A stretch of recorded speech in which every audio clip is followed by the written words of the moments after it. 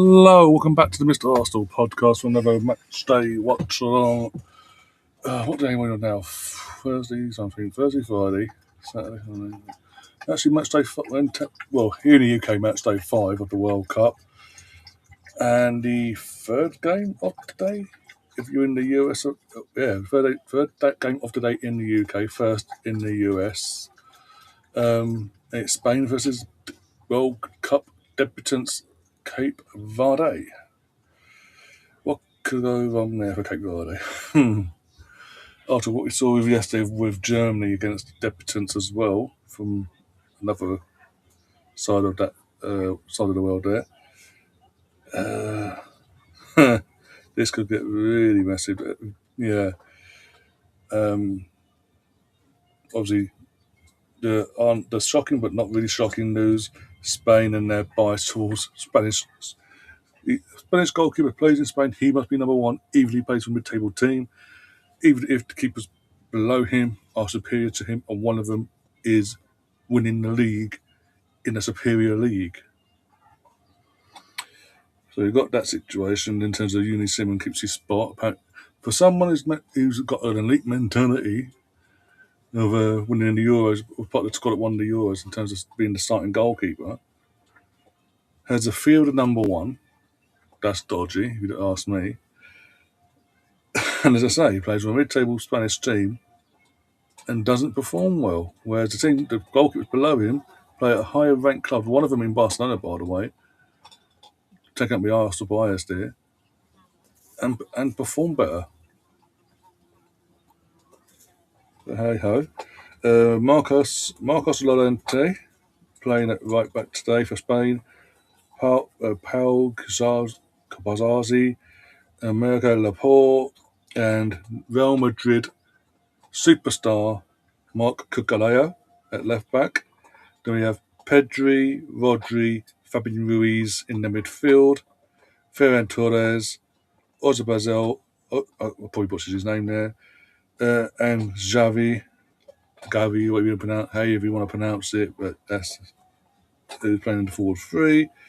On the bench, you've got Jan Garcia, David Raya, Eric Garcia, Gramado, Pubil, Pedro Paulo, Alex Baena, Yermi Pino, Danny Olmo, Martin Zubimendi, Mikel Moreno, Lamine Yamal, Victor Munoz, Borja Iglesias, and Nico Williams.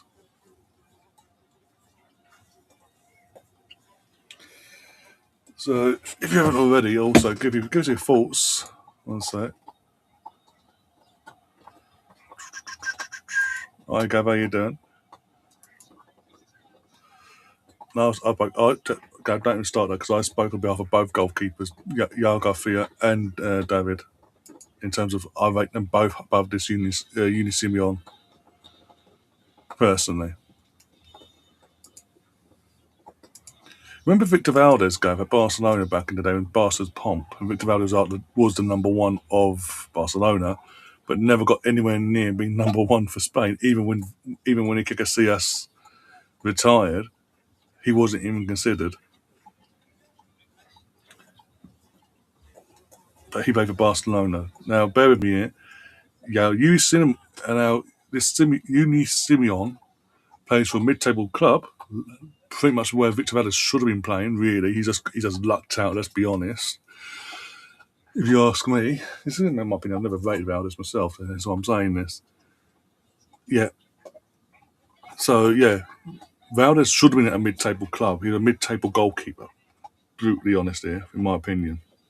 He just lucked out with the squad who he played for and the players in front of him.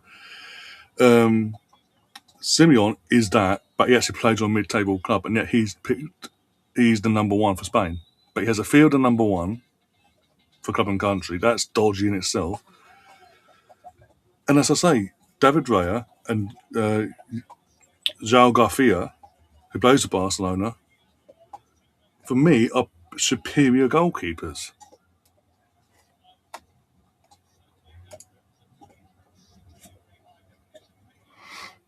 It smells weird in here. I've opened the window. Suddenly there's a whiff come from outside. don't know, someone's doing something dodgy. Yeah, I did. It made me a bit nausea. But yeah, I did miss the I missed the goal first to Sweden. Was it 5-1 in the end? I tried saying honestly, Gav, I tried saying awake, and it just body wasn't letting me. I'd done 2 cups of hot coffee. I tried sugar hit as well. The body just wasn't having it because of the snooze stress that we had to deal with at midnight. So apologies for that. Right, let's get me other stuff up as well.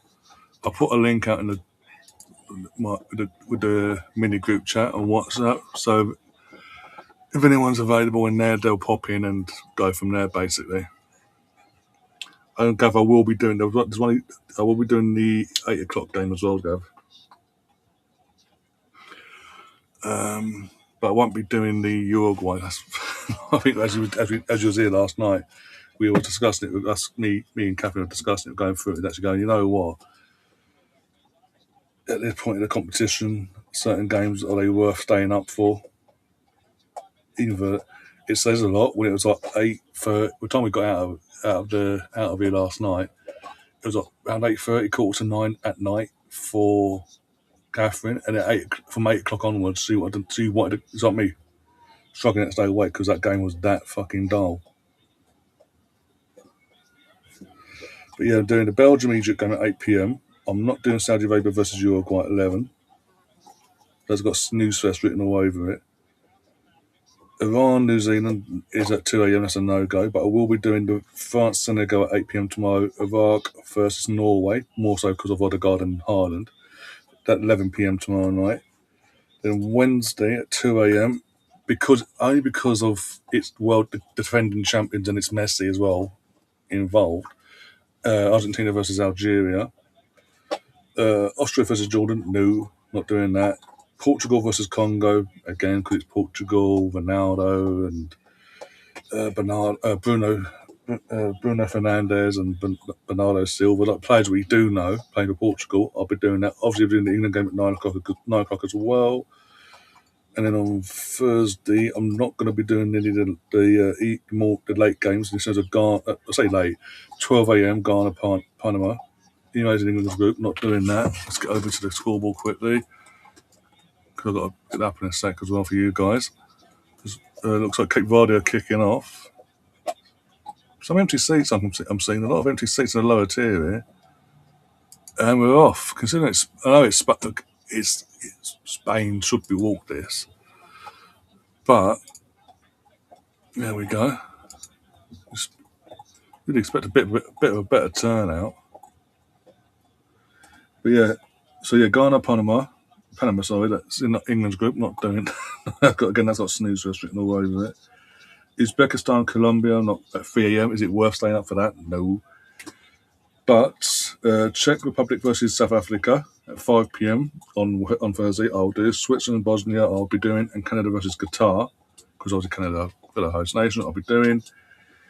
And then on Friday morning, Mexico versus because Mexico are hosting again. Mexico versus Korea Republic, aka South Korea, I'll be doing that at 2 a.m. And then it's 8 p.m. on Friday, USA versus Australia, definitely doing that. And Scotland versus Morocco at 11 p.m. This is on Friday night. Saturday, 1:30. It's a weird time. We discussed this yesterday, didn't we? Last night or this morning. Brazil versus Haiti, 1:30 kick. A bit of a weird time considering all the other times are on the dot of the hour. Where has this been played anyway? Philadelphia as well. He's playing in Philadelphia in the States. I don't get why it's randomly 1:30. But because it's Brazil, and it's got to be like Sweden and the USA situation where they blitz the other team. They should do anyway. I will do that. 4 a.m. on a Saturday.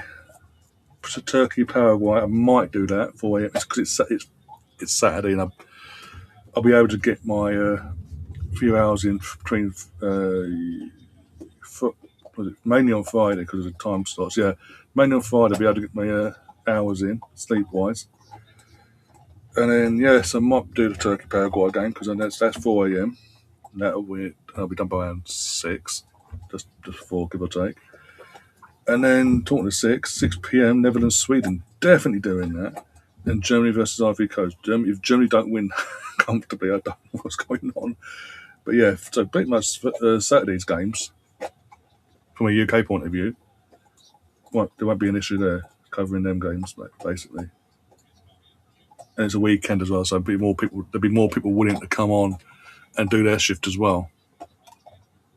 Are you doing USA? Yes, I'm saying I've been going through them. Yeah, I will be doing that. Yes, but so I've got this. I'm doing this game now. I'm doing the 8 o'clock kickoff tonight, and then nothing from the channel until 8 o'clock tomorrow for France versus Senegal, where Tom, who's in the chat, hi Tom, is going to join.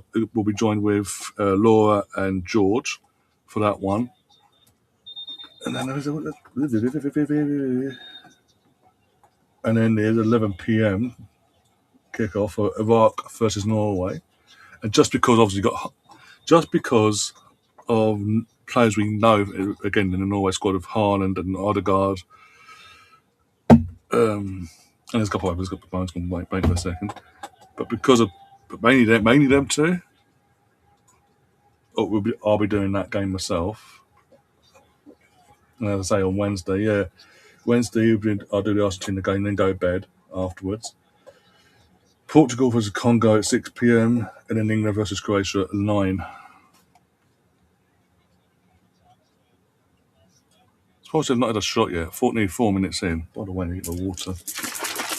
Yeah, I'm doing the. I know it's flavoured water, but I'm doing the smart and healthy thing. I'm not fucking fume body of fucking Lucozade 24/7 doing this.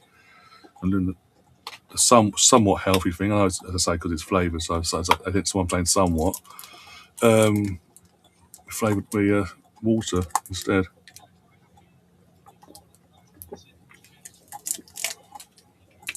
Get a way to stay hydrated, put it that way.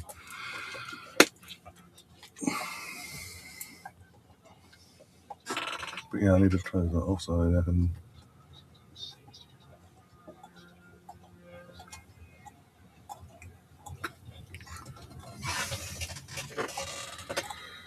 Oh dear. Just checking my emails as well, because I checked it for a few hours. I hate the fucking junk email. Random.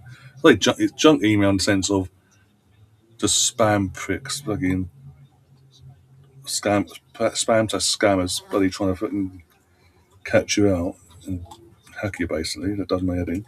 Did you see about the Tunisia reportedly have sacked their manager? Yeah, what was it? George mentioned it in the World Cup WhatsApp group chat earlier on, and I was like, seriously, after one game, fucking hell. Again, as I say, I tried to keep awake because I had a channel set up on my monitor here. Been watching one anyway. As my body wasn't having it. It was like, no, you need to fucking rest. It's like, no. So hence why the last minute I had to cancel the actual stream itself.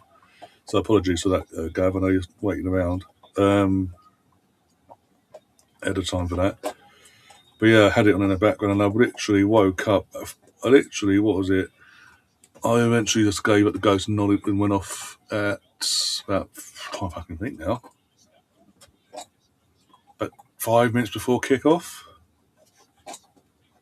Genuinely, I kid you not, I didn't wake up until the final. I literally woke up at the final whistle. I just randomly woke up. I was like, oh, because my phone was charging and the other side of the room and all that. I was like, oh, come on, I'll have a look. It was like, it literally, ball was kicked. It was like 5-1. Phone Potter's on the screen. Like, oh, okay. So yeah, my body was craving that much sleep. It's literally slept through an entire 90 minutes plus the 15-minute interval, plus all the injury time as well of a broadcast, basically. Then I went back off again for, once I realised that, I was like, okay, back to bed. And didn't get up until, what time was that? That's 3 a.m, was it? Is it 3 a.m? It was I'm trying to remember what time of kickoff it was now. I think it was 3 a.m, wasn't it? Or meant it was 3 a.m. kickoff, I think. Let's have a look about this house. Yeah, 3 a.m, so 5. So just before 5, I thought, about, say, give or take, 10 to 5, 14 to 6, 7, literally just after 8, about 8:15, woke up again and got up basically, yeah.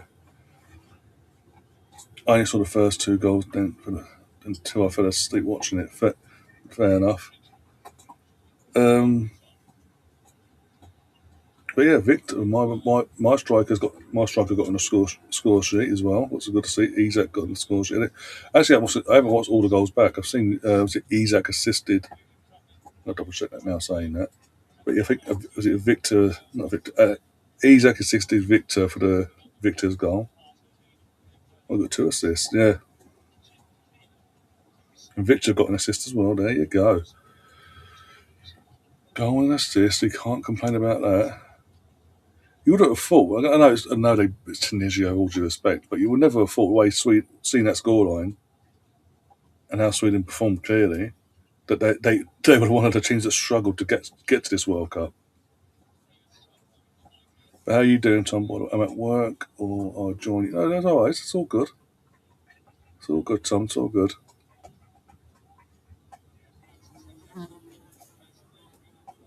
Well then, so I said I've said this during the season. I do uh, Atletico's Levante, Spain number 5. He's got number 5 for Spain tonight. I've Marco Llorente, that's it. I rate him massively. I really do rate him a lot. For what the last first time I saw him was like 2020. Before no 20, I want to say 2020. Yeah, 2020 because obviously pandemic. Yeah, yeah. It was just it was in the midst of the pandemic hitting the European / UK shores and that whole disaster, so we say. Because there's a big hoo-ha over Spanish, the Atletico fans coming over to watch the away leg. It's around that period I sort of noticed Levent and I've watched him since. And I do rate. I don't get why other clubs don't come in for him. Very versatile. He is can't show screen again. You shouldn't. Right, with all due respect, Jack, who again whatever channel you're watching on my channel or Gav's channel, you're not wet behind the ears. You should know by now that the laws of YouTube. If I show game, I lose channel completely. Especially being it's a FIFA World Cup. FIFA will literally take me down like that. No if buts or maybes. There'll be no chance of appeal or nothing. So and again, as I say, I'll say this, Jack.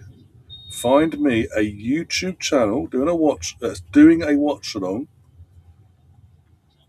that's showing their game. I challenge you to do that.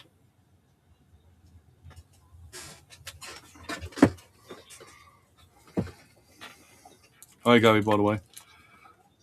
So you can't do it. Instead of accepting my challenge, you're running off to harass someone else now.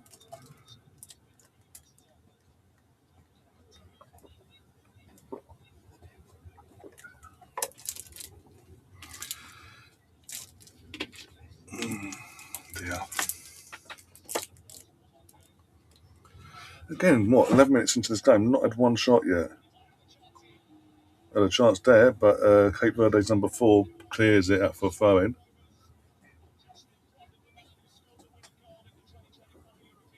Ball back in, keeper catches it.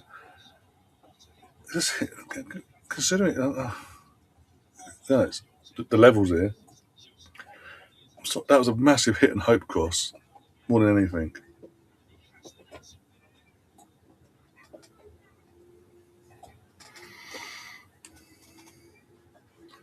Genuinely, by the way, going back to the chat there, never would I think in 2026 would I be sitting here on my channel doing a watch along, and we're still having, and considering how long watch alongs have been a thing in the football YouTube community,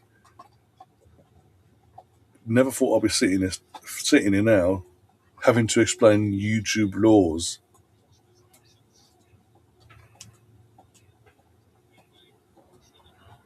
Let alone the fact it's a FIFA competition, so they will be shit hot on it, basically.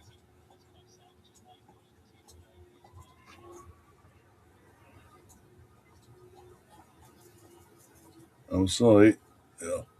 After all the years of put into building this channel, I am not going to throw it away for some random person and basically move my camera to show the game, basically, or screen share to show the game. Knowing that FIFA will be like that, bang, gone. All the work that's been put in, and I've put in, and others have put into this channel, will just be eradicated just like that.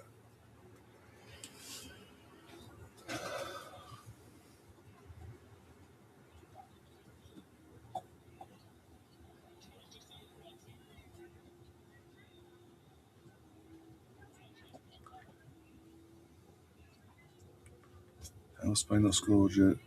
This game is terrible. I demand a refund. I get what you're saying, because it's 30 minutes in, and by now Germany has already 1-0 up, weren't they? Yesterday, something like that. But it's the fact we've not had a shot from Spain. Let's be honest here. It's like, there's a bit of arrogance, with all due respect, there's a bit of arrogance here from Spain. Like, they can play like they're playing, knowing they can just go and blitz like Cape Verde if they want to. But they're being respectful and taking it easy.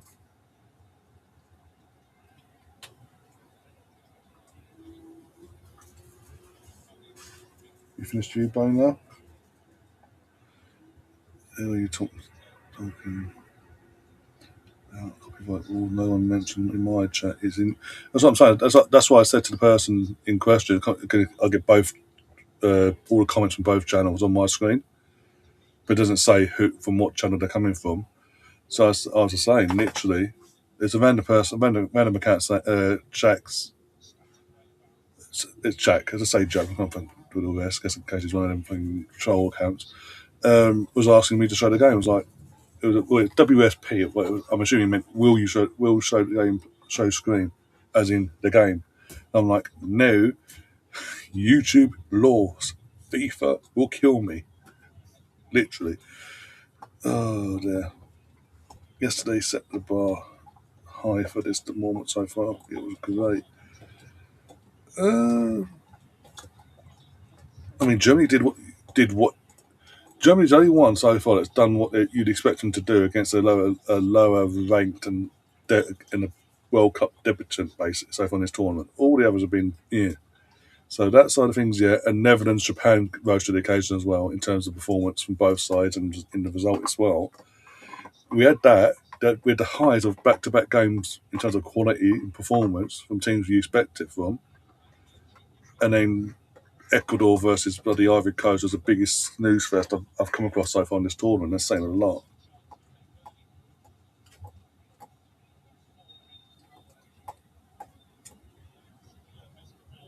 I've got a yellow card here. One sec. Who's that for?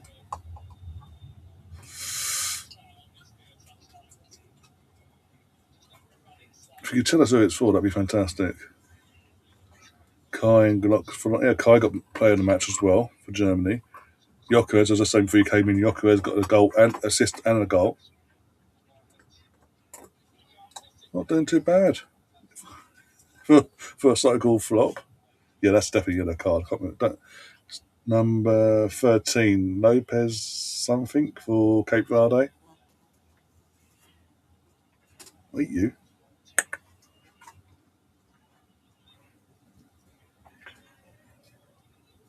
Go made me in modern matches.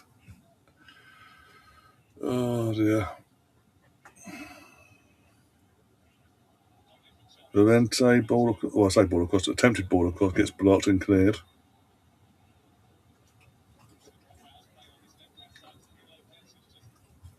But it does seem like slight arrogance from Spain here that they know they can blitz this team, but they're basically just put themselves in like third gear, fourth gear, where they're just going through the motions currently.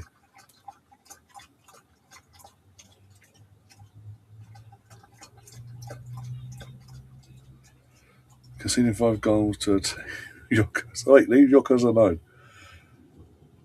20, was it 21, 22 goals in all comps in the end? So he's either 21 or 22 in all comps in the end for Arsenal in his debut season, and he won the league. Do you even know?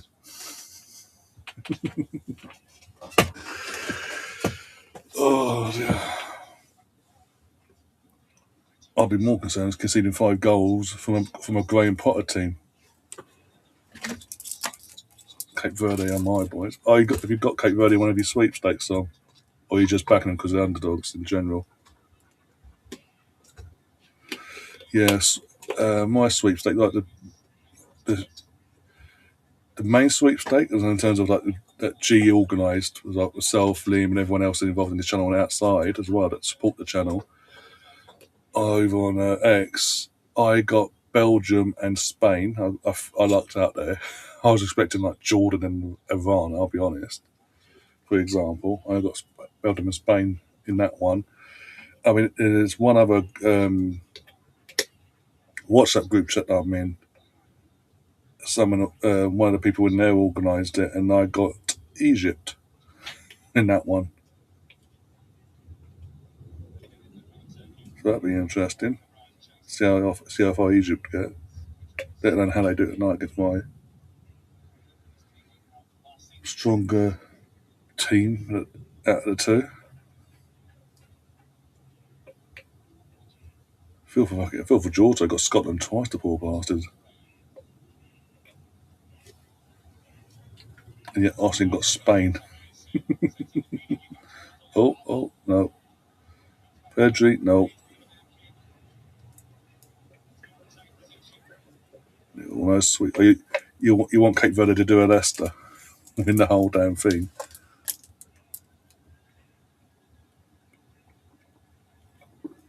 Fair enough.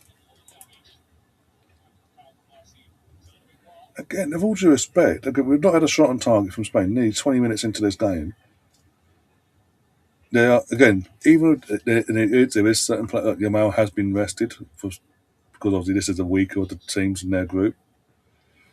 So they're not over. They're basically they have rotated a tad, but even then, it's this Spain squad, this Spain 11, sorry, should be more than good enough to be already 3 or 4 nil up already. If we're being brutally honest here, I mean we're getting to a point. Let's say we're hitting the 20-minute mark, and what about 30 seconds ago we had a hit and hope shot from them at like 30 yards outside the box.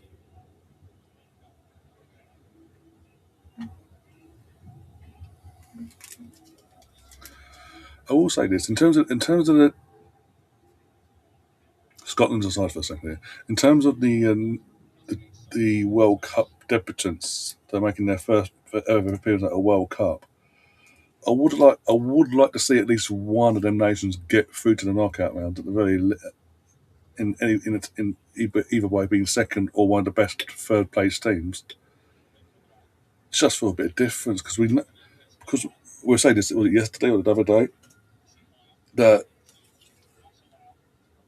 this whole adding X, was it up to 48 teams now, something like that, something ridiculous like that now, 48 team situation in this competition now, and what is it, 12 groups we got? Yeah, 12 World Cup groups. And if you look at the groups, World Cups, years gone by, up to this one, because obviously this one's where the extensions come in now, but years gone by, you've always had at least one group of death. When the draw's made, that's a tasty one. Then that could go either which way between either all four or at least 3 of the 4 teams. It could go either way. Da-da-da-da. One of them big boys is going out, potentially. We ain't got that now. All the big guns have been pretty much kept away from each other in the group stages. Pretty much, not all, but most of them. Saying that, most of them. So your Spains, your Portugals are pretty much guaranteed. They should win their group easily. Gav's asking who the Spain manager is now. Genuinely don't know the person. I'll look it up. I'm assuming it'll be whoever it was for the Euros after who came in after Lewis and Enrique.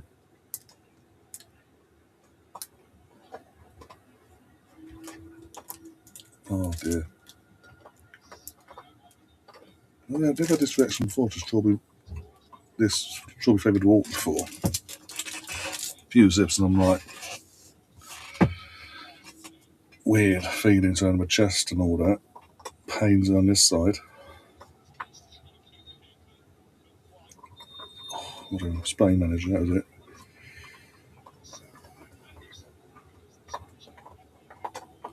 Spain national.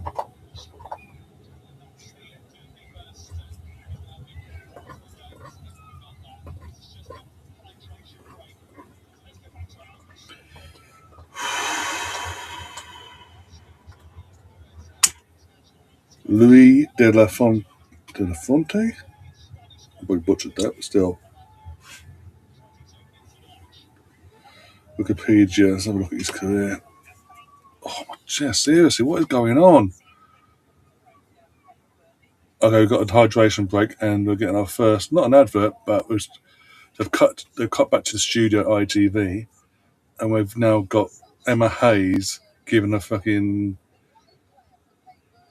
manager tactical tutorial about over this game so far. Seriously, what's going on in my chest?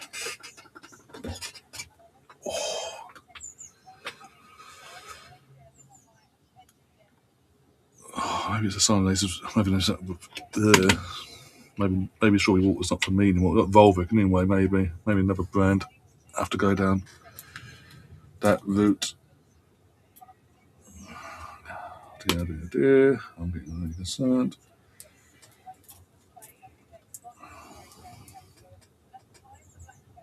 Oh.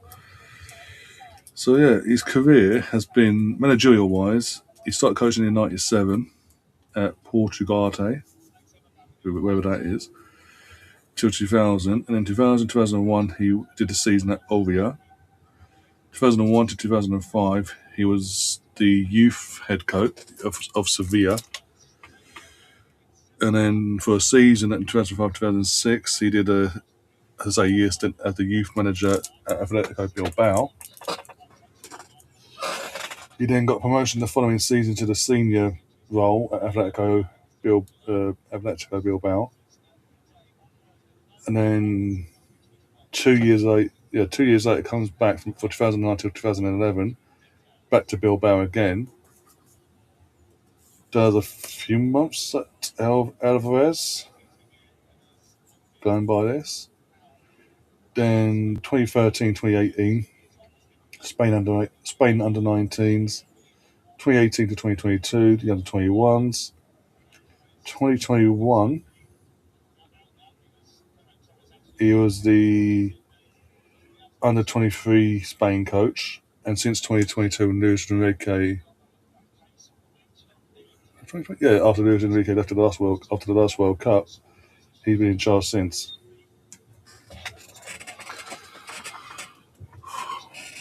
Never had this reaction to literally that walk before. That's really concerning. It's hurting. It's not comfortable. I can't settle. It's really hurting me. Spain manager will regret not starting Raya. Well, that's the hope.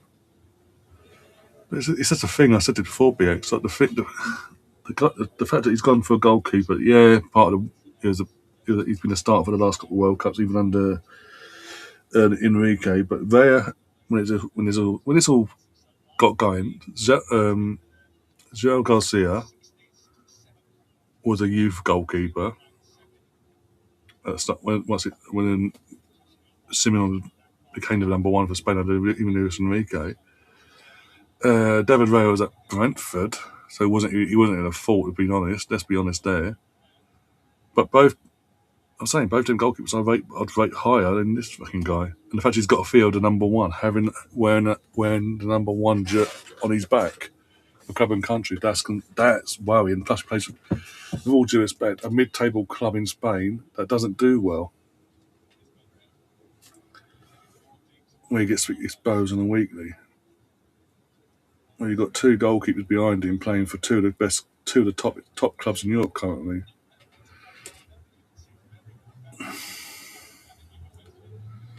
This is much like Allison versus Edison, the situation.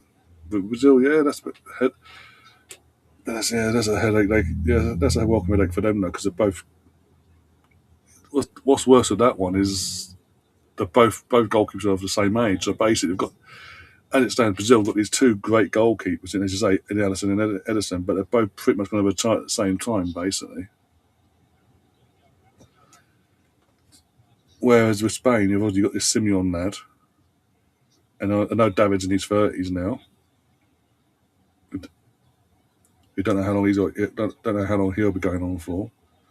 But you've got this. But they have got uh, Garcia, the lad at Barcelona, to fall back on, and he's because of how young he is. He's got that longevity there.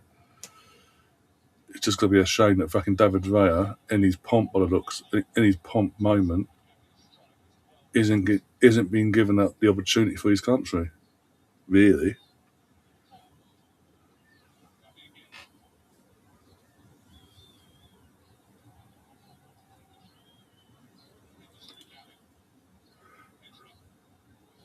yeah. It's how it's spelled. It's Cape.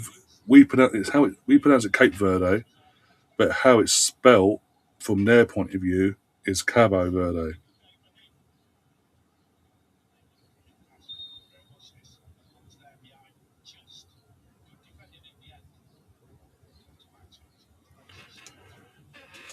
Oh dear.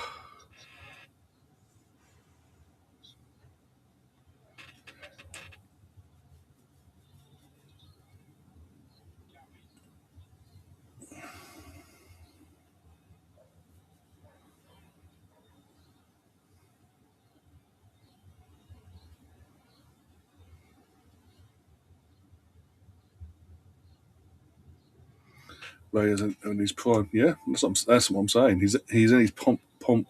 He's got prime pomp, what you want to call it, of his career, and he's in the fold of the international squad, but he's not really been considered as a number one. Even though he's been given a number. That's another thing. He's been given a number one jersey, but he's not really been considered as number one or even competition to be number one due to some undying loyalty to Simeon for whatever reason that may be.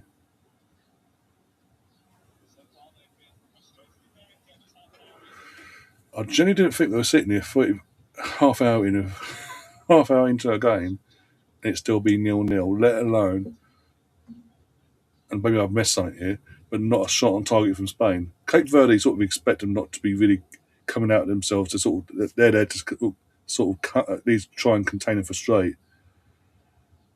You understand from Cape Verde's point of view. But from Spain's point of view, to not have a single shot on target at this point, and it still be 0-0 with that as well, should be concerned saying it's now. Is that, again, not having the shot? Hi, Catherine. Yeah, no goals, no shots on target anyway, and a lot of empty seats. It's still not settled. I have to give that to someone else. I don't someone have a drink. Someone else. Yeah, later. I didn't even know they had a shot on target. To be honest, Pedro in the 15th. Fucking hell, I didn't notice. I don't know if it's an arrogance thing from Spain that they've come out. Obviously, I saw what Germany did yesterday. They've had an arrogance themselves coming out thinking they'll just turn up and blitz Cape Verde today, even with the 11 they've gone with. But no, but having the attitude that they may have of think they've already won it before they've hit the ball, they'll do the job, and that's having an impact in terms of them just not creating anything. It's weird and they're not creating nothing.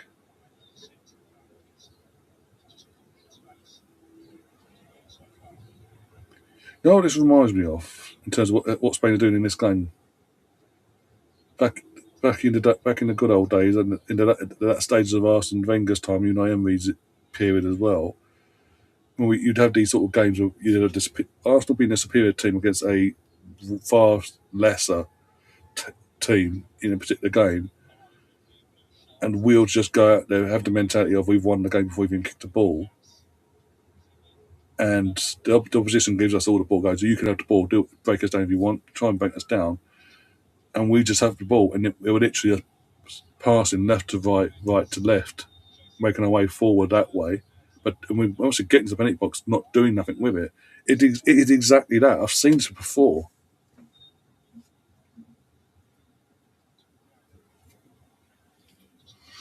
There's abundance of empty seats, criminal all around from the all. Yeah, it is because I was watching. I don't know if you've got Netflix, BX, or anyone in the chat else in the chat, but I was watching the going in there, Mika Richards and Alan Shearer, their podcast that they've got that they've done in the old Netflix. They have their podcast put into a show format for like 40, I think it's like 40, 45 minutes show each day, whatever. And I was watching yesterday in the aftermath of Scotland doing their thing, and obviously Nick, because they're filming it in New York as well, live, and they're putting it out live at the time. But either way, the Knicks obviously won the thing. So as they're going from a pre-recorded segment back to the live side of it, obviously Knicks had won the NBA side of things.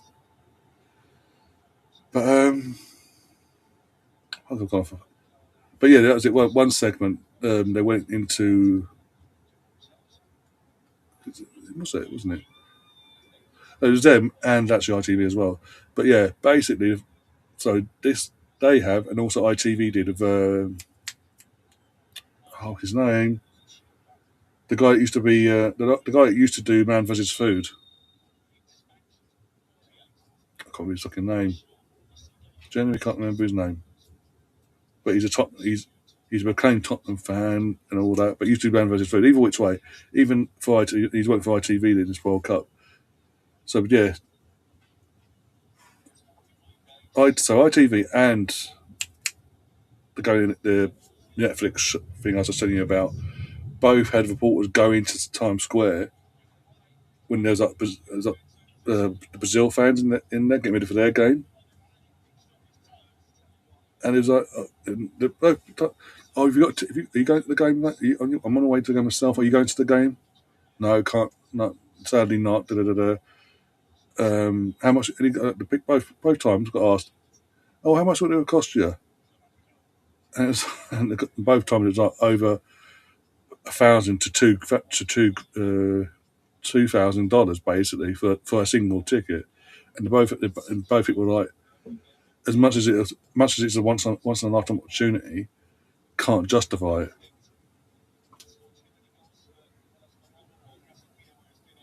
But don't worry, Infantino says that told everyone to chill, and even the tournament, chill, relax, it all sold out. Won't be an issue, guys. You've even got Brazilian Americans complaining about the pricing.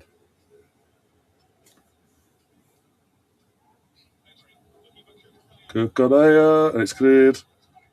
Oh, there you go. Pedri again, shot on target, gets tipped over by the goalkeeper. Might have been hitting the crossbar anyway, but it's not the point. He's tried to put his arms up, make sure. Oh, offside in amongst it all as well.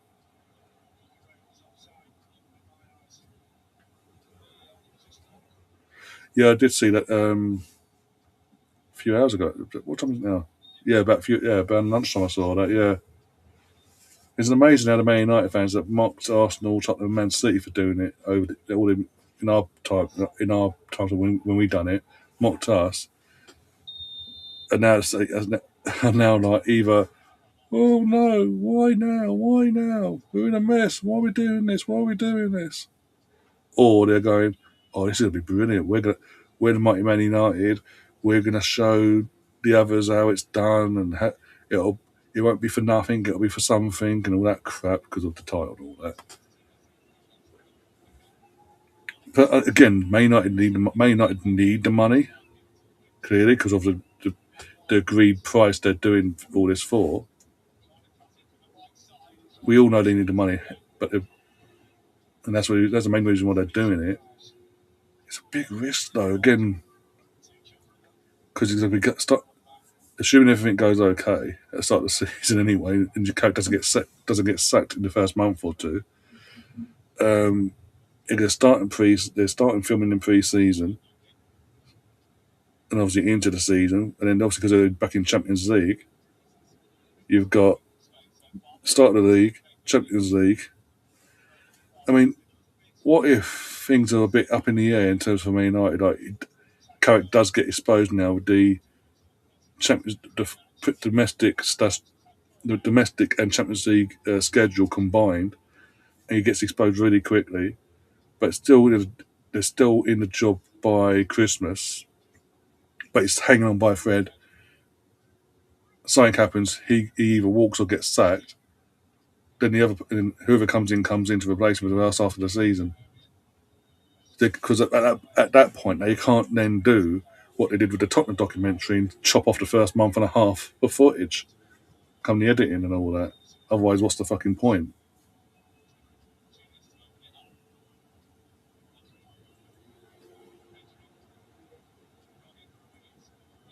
Uh, it would make more sense if they'd done it in a time like when we were doing it. We hadn't fully got a house in order behind the scenes. We still had players and clicks, not loads of clicks, but we still had Aubameyang being a bit about with what he was doing. And so that could go out, ball in. Hit the crossbar, beat the keeper, hit the fucking crossbar, you dumbass, and now it's pushed over. Now Spain want to wake up, do they not? Oh, okay. Um,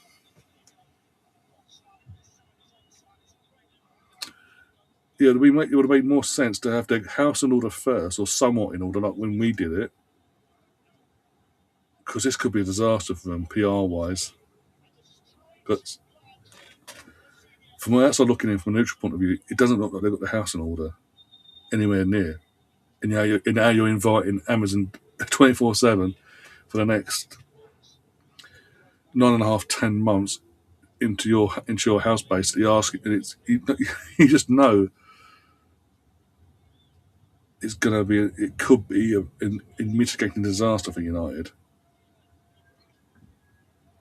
if things don't go the way they need to on the pitch. You know, as Catherine seen a bit, all in cleared.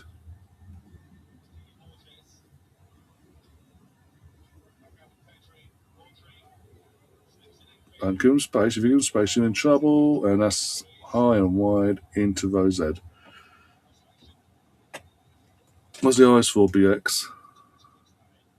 Is that from what we're saying about the Emerson thing, or just the fact they've been hitting the post all of a sudden the crossbar, and this, that, and the other in the last couple of minutes? They've actually decided to have a create some opportunities.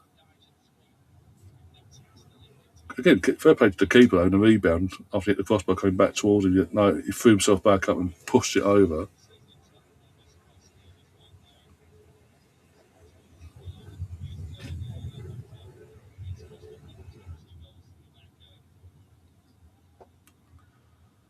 Oh, my chest. It's easing off a bit, but it's still not. I don't know what's going on. I don't know what I'm having that reaction. I've never had this reaction before to that brand and that bottle, that particular flavour. Never had that reaction.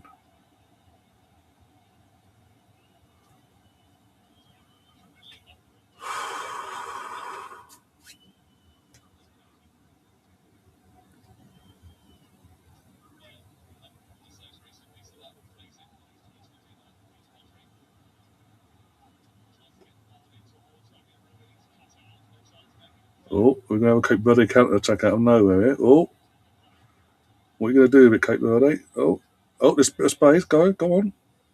Run into it. Call the foul if you have to. Bit of support now. Needs a bit of support. Oh. He needed support there. Run into the space, but he needed someone just to be there, either overlapping or just behind him, to in that in that space that was there to get hold of the ball. But again, if you're Spanish, that's concerning. That I know it's happened only once in the first 40 odd minutes, 42 minutes nearly. But that is concerning with who you've got in your midfield and also who you're playing against. That they literally, with three players, counter attacked from one end to the other with ease until they got into the penalty box.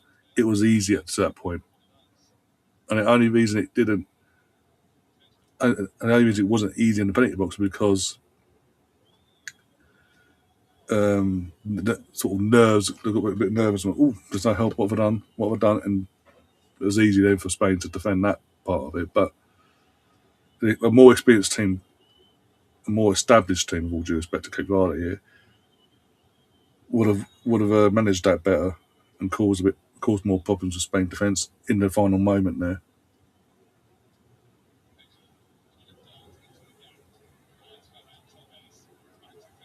Hold your shape, Cape Verde. Hold your shape.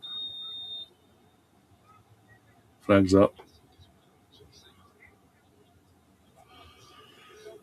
But yeah.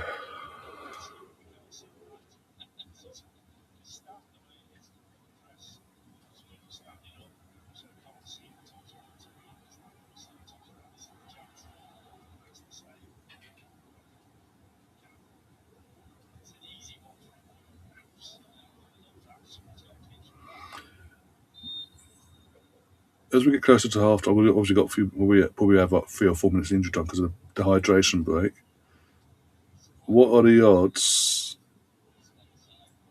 on on a Spain manager shitting a bed at half time and throwing on Yamal and Mika Moreno for the second half, for example?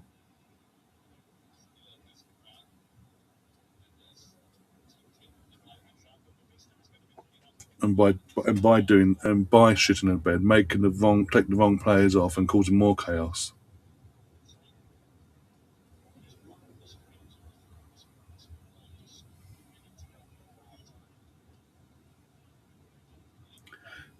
Again, as I mentioned this before, it's literally like watching the back end of Wenger's Arsenal slash Unai Emery's stint at Arsenal, where it's just past. It's literally just saying that. Oh, keeper, well done, keeper. It's literally just like pass. We'll get there eventually, but it's literally for the majority of the time. Had the ball, we'll pass it sideways backwards, and then occasionally we'll do something in the box to have a shot or cause a bit, ask a question of said goalkeepers of said team. Other than that, it's very few and far between. Great defending. Great defending.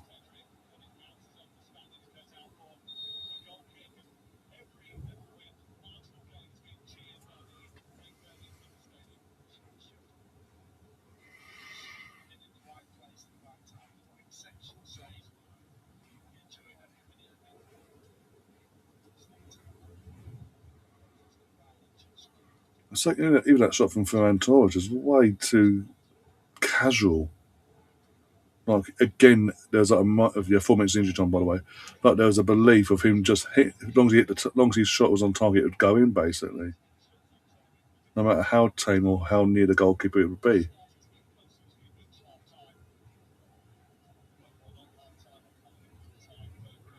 Yeah, personally, I think the manager thought in terms of what the reason why Yamal's on the bench. I believe that he believed, and again, I don't blame him for believing this, but if it is the case that he didn't need Yamal for this game, that he could rest him for this game, play others, and still not just win, but win comfortably.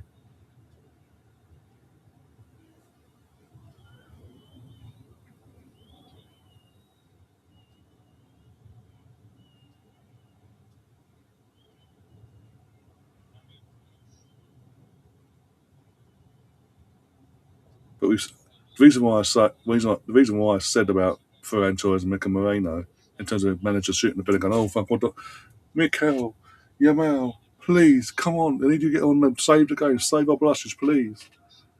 Because we've seen, especially from the Premier League point of view, for example, Enzo Maresca, Chelsea versus Manchester United at Old Trafford, early on in the season. Obviously, had a setback with the goalkeeper being sent off, but then he just shut the bed basically. And we've seen other managers do it since then. Shit the bed, or what to save again? Shit the bed, make tactical mistakes, and then substitution mistakes, and then goes on to cost them because they're not getting the result or performance think they thought they would from the initial 11.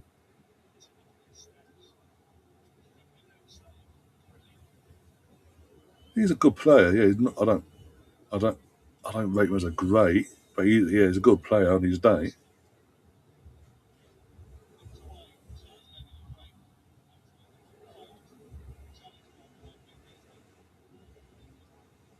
I don't think they. This is my point, BX. They shouldn't need to. They shouldn't need to shit the bed and bring Limao on or Mika Moreno on to save their blushes in this game against with all due respect, a lower caliber team. They shouldn't need to. But my point is, we have seen managers at club level in similar situations have put these moments, and shit the bed, and make and even with a half fit player, you're one of my best players. Go and save today, and it causes more chaos for then the said player that's coming on because, as you say, so he's injured. Let's be honest, but he's nursing one anyway, nursing this injury that's ongoing for a while now, on and off. And also, if it doesn't work and he makes himself worse, but it doesn't work in the actual game itself, they still get embarrassed anyway. That's a that's a weird how they just went throw him like that with his head. What the fuck was that? Cape Verde's keeper's he's been good. Well, he's been called upon so far. He's been actually you can't fault the guy. He's left nothing on. He's just nothing to the imagination in terms of doing his job. Basically, if the ball comes near, he's either he's something near him, he's pointing it out, or if he has to go across, he's getting himself across to get to that ball.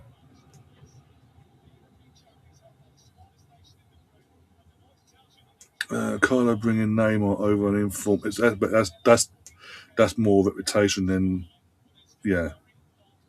And there's another reason why he got hired. Let's be honest. One of the reasons. It's half time, by the way. There's another reason why uh, Carlo Ancelotti was hired because not only does he know how to manage the big egos, obviously look at the AC Milan's, Chelsea in his pomp, Madrid twice. He's managed these egos before, but also he will pick names over form, basically. And case in point is obviously players like Neymar getting picked. Just bear with me a sec. Oh dear. Sort this scoreboard out for the time wise and get that sorted ready for the second half. Oh, bear with me a sec. Cause that's my leg. Ow, ow, ow.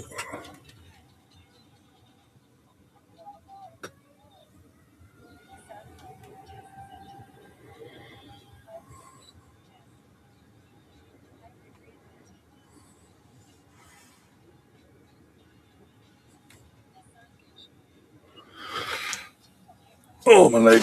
Oh, dear. Right, back again. But yeah, I mean, Cape Verde, in terms of not just the players but the fans there and at home, will be loving this. They've come up with a game plan, stuck to it, and even when Spain have put a little bit of pressure on near the back end of that first half, sorry, as I say, it was little being the operative word, a little bit of pressure there. They still managed to get through it. Is this our Galacticos summer at Arsenal? Well, going by who we've been linked with, your Julian Alvarez's of this world, Morgan Rogers' who's the other one? Fucking what's his name? Brady Bakoda's. There's another one. It's literally just there. I can see it, but see the person. But I just can't remember his name. But yeah, literally, it's more so because I've been doing. I think most of these last few days sitting in this bloody chair in terms of the camp side of things. But okay, I'm going by the names, the big names signings that we're looking to get done, and this guy looks like we're going to be bringing in from don't know who played Club Brugge, the Greek lad, as well, for 35 million. Go and buy all that. Yeah, I think Arsenal was a club. I mean, even before we won the league, like we were confirmed as champions, was it Josh Kroenke was coming out and saying, no matter what happens, win the league or not, we ain't sitting back. We're going to keep going. And then the day after, was it? I think now 2 days after being confirmed on May 21st, Sky Sports here in the UK put out a special a video show, podcast. It had Gary Neville and Wrighty on there. They basically went down to London Coney on the 20th, and then they sat down with like Josh Kroenke. Was it that? I'm trying to fucking think now. No, not 21st. It was the Mon. They went down on the. Sorry, we lifted the top after after the Palace game. On the Monday, Gary Neville and Wrighty for Sky went down to London Coney and recorded one of their shows, but at the Coney basically, with them two interviewing Arteta, then Josh and Richard Garlick, Lewis Skelly, Mika Moreno, and all that. But going back to the Josh Kroenke bit, even with Arteta there and afterwards, he said he literally reiterated there and then the mindset of this club is not we're not gonna sit back as champions now and get arrogant and think just because there's transitions elsewhere that we're okay, Jack. We're going to keep going. We're going to keep pushing and add the quality, add the levels now to this squad, push ourselves even further. And then when he said, I'll send you the link. I don't know if you've seen it yourself, but I'll send you the link. I'll find it later and I'll send you the link. BX. Mm, mm, mm. But basically, going by that, and then in the aftermath of that, the players were linked with Morgan Rogers, basically enough, but everything but done in terms of personal terms, in terms of being agreed between the club and player. It's just now sitting down with Villa and getting that sorted.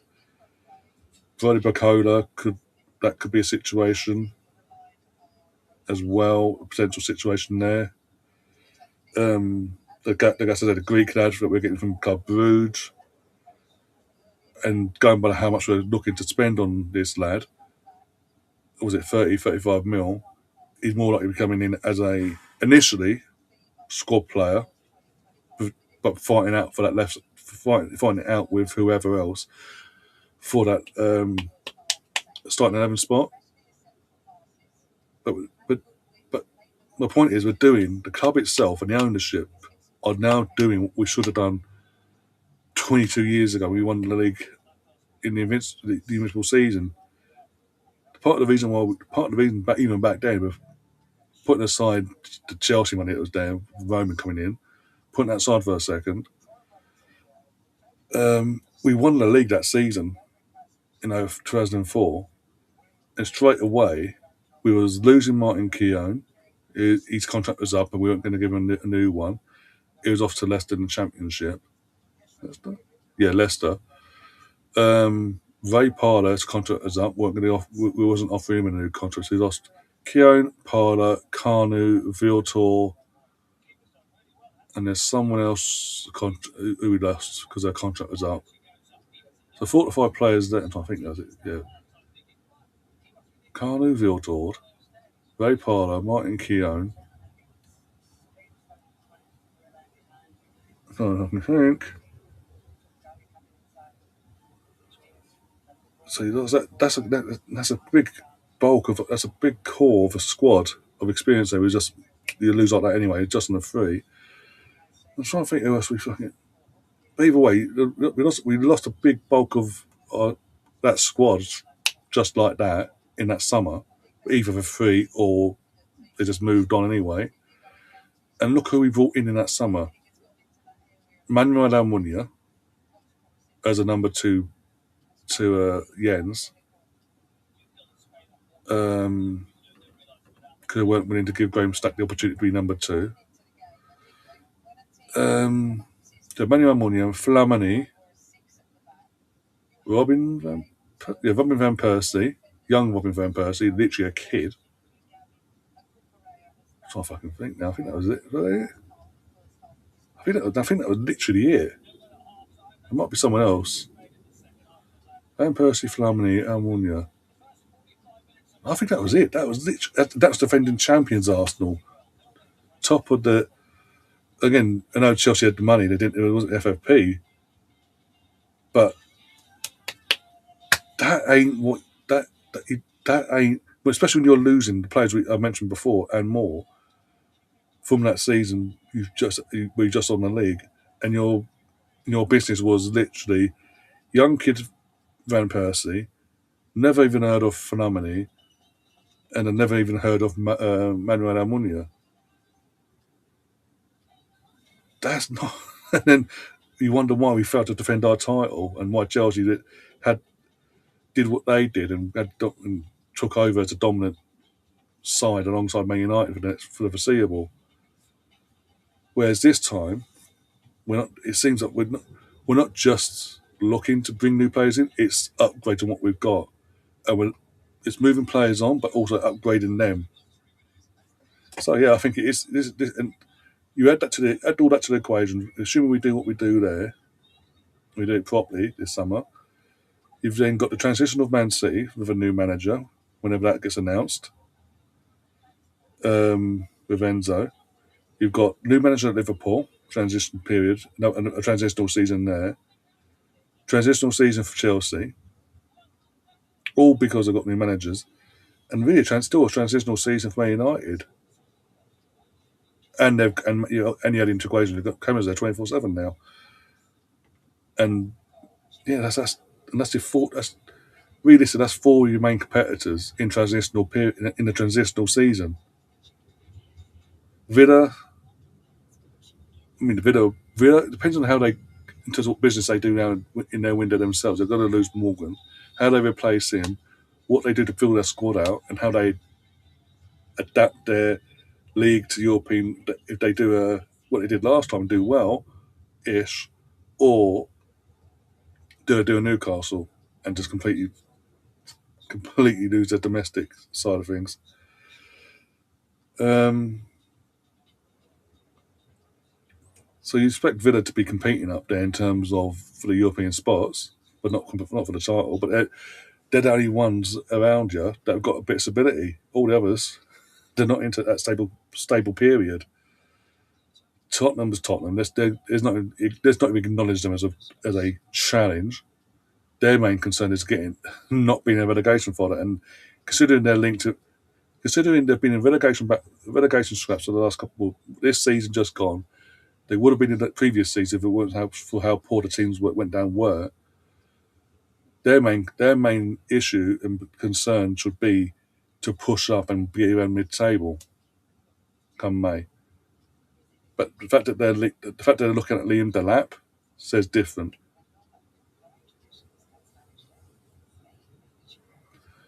Great player on that. Gutted, we sold him. Yeah, and look who your manager was that sold him. Player of the season from a fan and player point of view at Chelsea. Mourinho came along and went, no, not for me, piss off. Jokic has not signed. He has drafted pretty late in the second round. It was a miracle that Jokic became a huge star. Here's you and Bex having a chat. Okay. Remember when Mourinho called it Wenger master? No, it wasn't a mastering failure. It was what was it? Success, success and failure, basically, on them lines. And the irony is, he said that, and since he said that, in that season, he said it. We went on to win the. I know it's FA Cup. We went on to win the FA Cup. They won nothing that season. No, but his career as a whole, ironically, it's become a failure. I know he's gone back to Madrid now, but he has gone down a very dark road.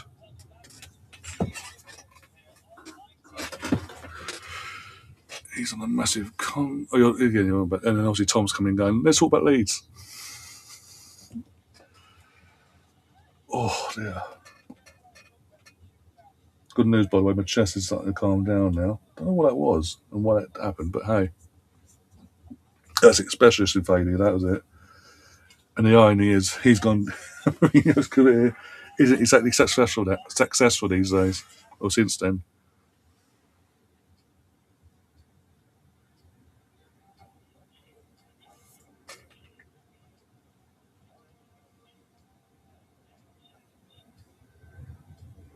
The thing with Mourinho is he still has it now. You still see it now. Hence why it's a priority to go back to Madrid. He's always had that arrogance about him, that self confidence, arrogance, what you want to call it. And in the early stages of his career, because of what he was achieving uh, at Porto, then when he came to Chelsea and changed things down, made them the club they were, and then went off, came back, spent the season really assessing what he had to do, did what he did in his second season, his second stint. But then to, as I say, mention them words, and then after that, it all went pear shaped for him. His career, like the following season, the players down tools, and he was out of there by October, maybe earlier than that. But it was a complete disaster that season. He ended up that desperate for work. He took the Tottenham job. It's and he's never got obviously got back to them heights, but he never got back to them heights of what he had in the early years of his career. But he still maintained that arrogance.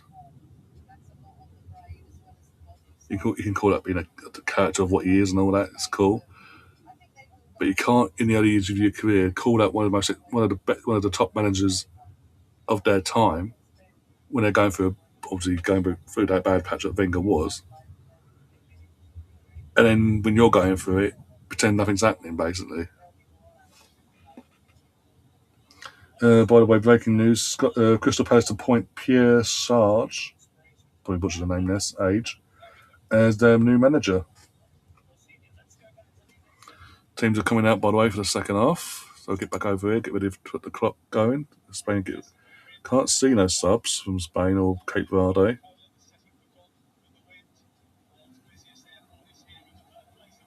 Again, a lot of empty seats. Again, the concourses must be struggling to fucking do their jobs properly. I'm underway.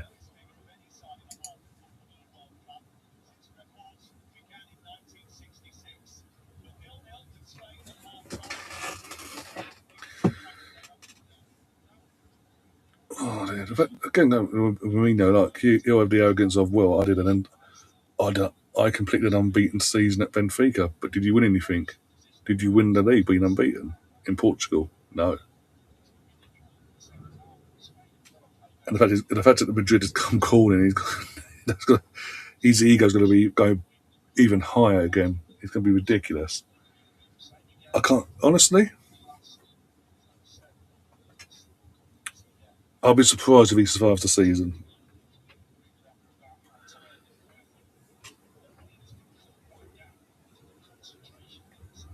I mean, he's also said that about Newcastle, wanting to manage Newcastle one day. And the reason behind that wanting to manage England and Newcastle is because of his affiliation and love for Sir Bobby Robson. But in his pomp, I would have said, yeah, why not? But now, I'll be honest, I'm not sure.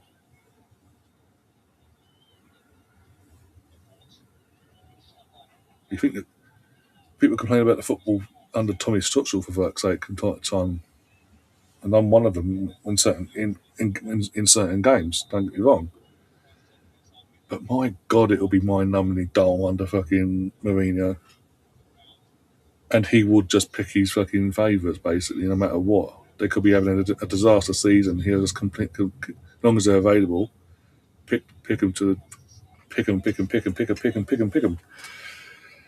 no matter what. But yeah, no subs by the way from either team. So the Spain manager hasn't cracked the bed quite yet.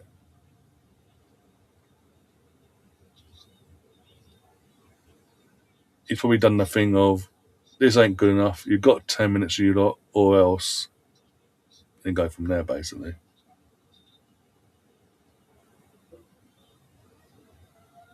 All from Cape Verde's point of view, all they've got to do in the second half is just do what they did the first half. Effect basically, they don't have to overdo it. They don't. There's nothing they really have to do. Just maintain what they've been doing so far in this game.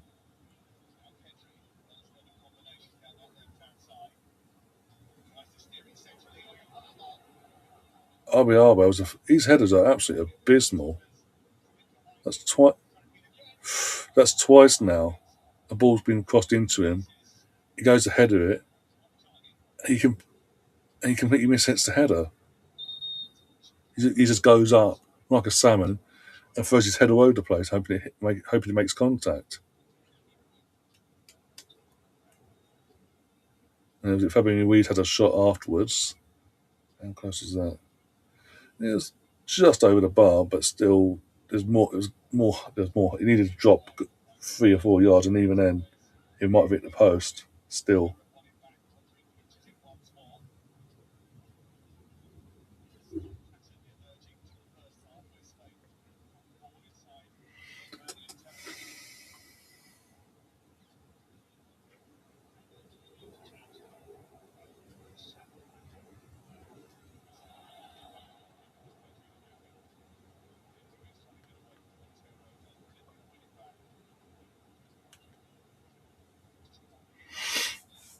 ow.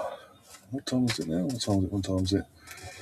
That's 6:10. So we won't get the line up until 7, will we? So, no, it's FIFA and UEFA, so it'll be between 6:30 and 6:45. We'll get the teams for the Norway game.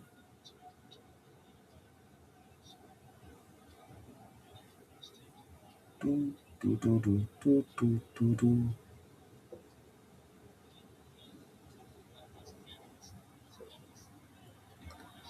We have a chance to it. Again, Cape Verde, again, I don't want to jinx it. But again, like I said, just doing what they did in the first half. I mean, they're keeping to whatever their game plan was, basically. And every now and then, I was offside. He weren't going to change. There's no point running for that. He would have gone up the flag. I mean, I'll go to that. That's what I was going to go to. X.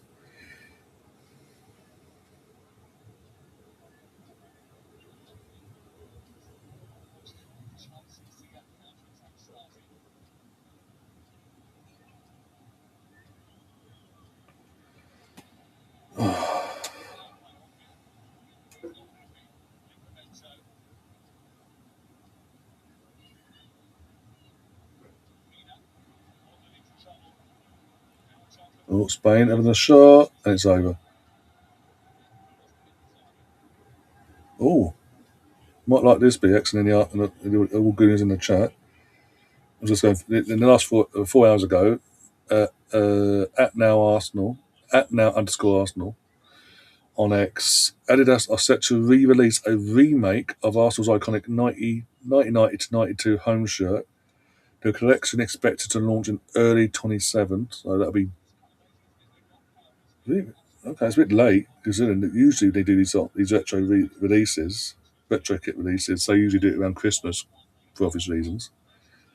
But if they're saying it's expected to launch around later than it, just after Christmas, basically in the new year, like January. When I say early 27, I'm in my head that's January. They're thinking. I think that's a bit late. I think it'll come out. I think it'll come out around Christmas, November, December time. We'll also feature a blackout version of the legendary design. And basically, yes, I say the 90. This is a 1990 and 92 kit, so if I can get the kit. One second, this is my kit. And obviously, the people that put the image out have got a mocked up version of it. They do that. They do. If they do the normal 1990, the 1990 to 1992 home shirt and its normal look, along with the blackout version, they'll both sell massively because obviously blackout. Everyone likes a fully blacked out kit these days. I think it would look nice. I genuinely do think it would look nice. Oh, we'll put next one, the 65th minute line. What do you think? What time? I need to get that. Oh, yeah, I need to get that. I've got the thumbnail ready for it, so bear with me. So let me set it up first. Once I've got it set up on our channels, give it 5 minutes. You can go from that point, and you can go ahead. So bear with me. I'm trying to keep on this going while I'm doing it now. So bear with me. Right, Belgium, wasn't it? Yeah.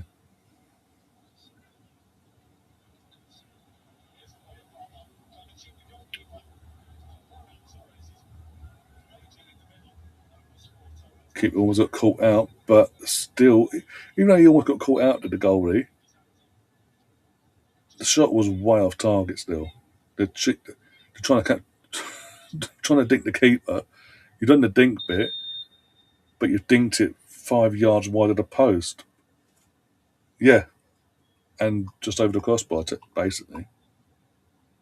So he didn't even drop. Even if it was on target, it would have hit the fucking crossbar. As in, if it was near the goal, I'm trying to say on target. Fucking hell. Yeah.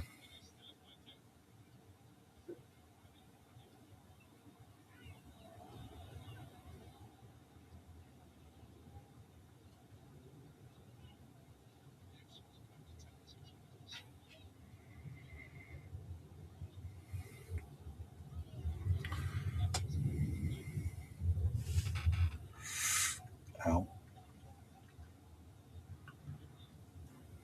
Right, let's have a look.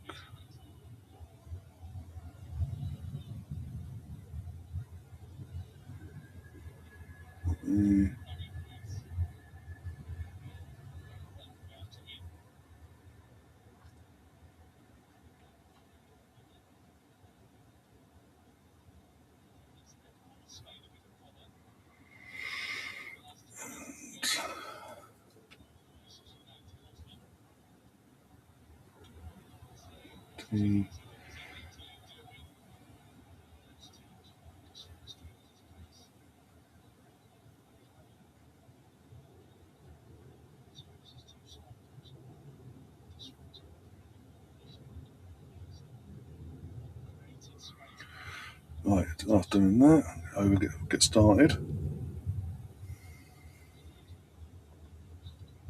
So just I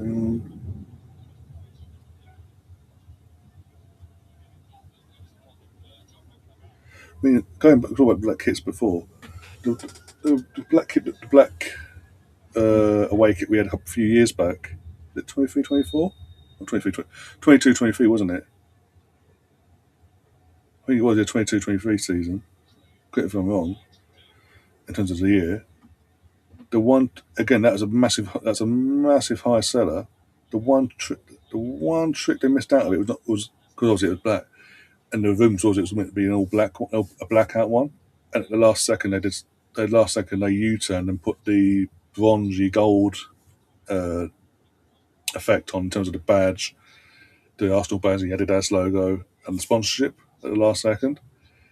If they'd released it as originally planned as an all blackout kit, as well as it sold as it in terms of its final format, the way it did, it would have sold even better, be all blacked out. That's the one trick they missed on that one. But I've still got that somewhere, either over there or over there.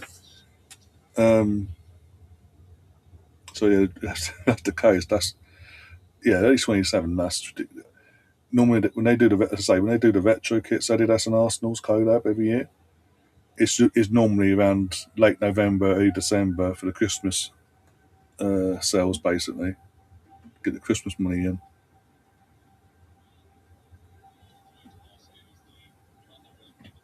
I don't want this. I want this. Get out of here. Exit.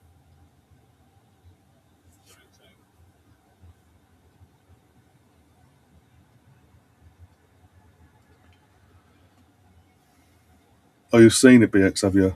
Okay, you've seen the image as well. And that's again in terms of the image they've put out. It's basically a mock-up look how it will look blacked out. The official images will leak out around late August, September time. closer we get to it's my point. That's what I'm trying to say.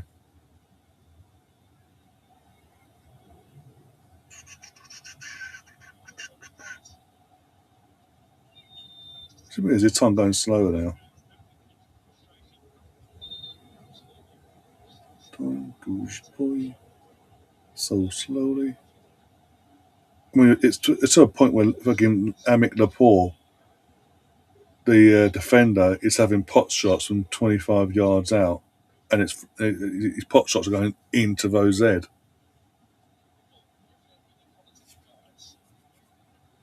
Looks like Cape Verde are getting ready to make some subs here. Be smart. Don't do. Oh, you don't do that.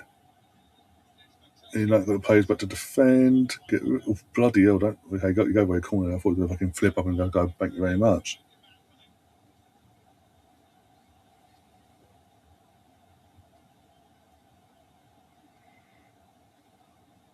Go.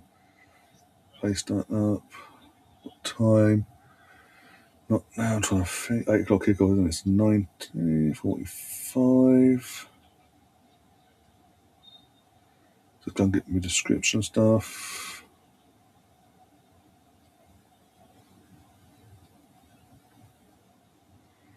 What a waste of a corner that was. Didn't fucking do anything. Jeez, okay.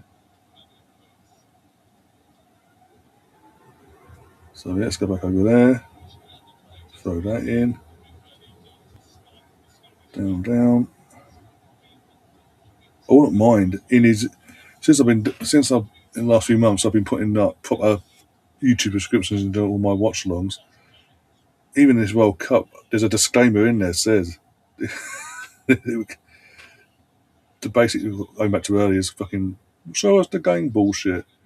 There's a disclaimer in the fucking bottom of the thing saying no, you don't bother asking, wasting your breath. It can't be done. In fact, basically along them lines. Alright, do that.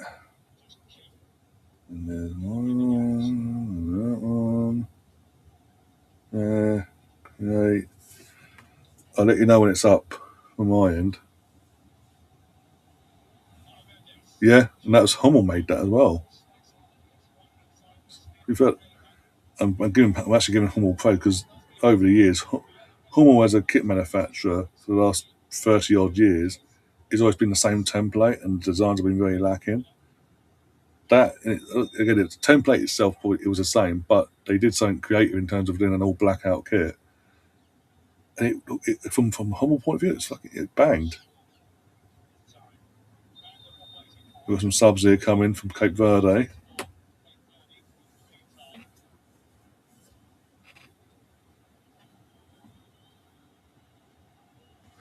Right, that's one way of finding that this is actually doing its thing. Come out of here. 3 subs for Cape Verde, by the way. 1 second.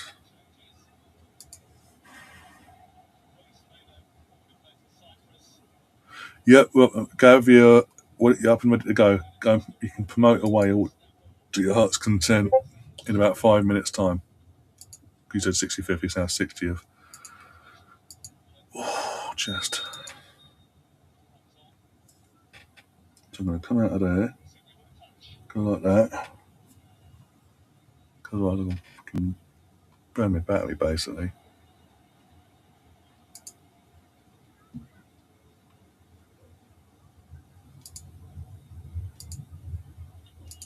There we go. I think Hummel, Umver, and Kappa. Kappa makes some good kits, yeah. Again, like Hummel, not known for their designs in terms of put. They're known for being pretty safe with their templates and all that, being the samey. But yeah, they've been smashing it.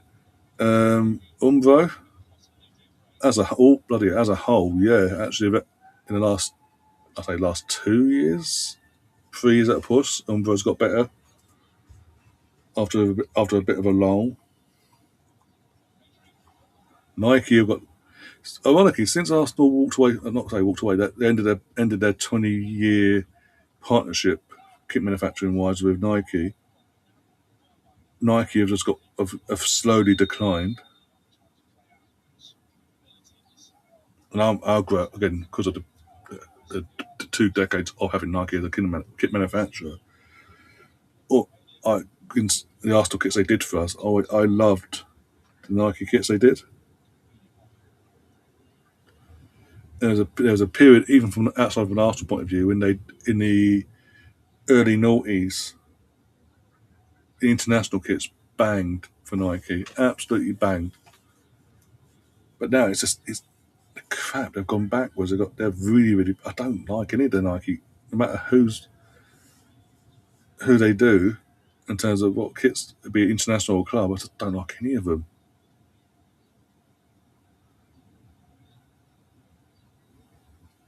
Who's the other one? I can't remember the other one now. No, it's gone now. Okay, wait till if they can. Yeah, as I say, we've got you can do it at 60 people like you planned. It's all up and running now. So,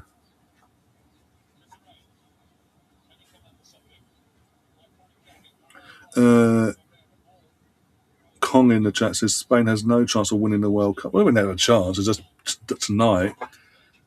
Clear, clearly, the arrogance before the games got to their heads, and they thought they'd do a Germany have a walkover.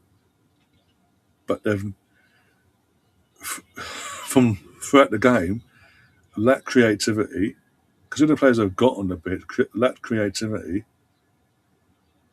and resorted to pot shots, even from their centre back for crying out loud.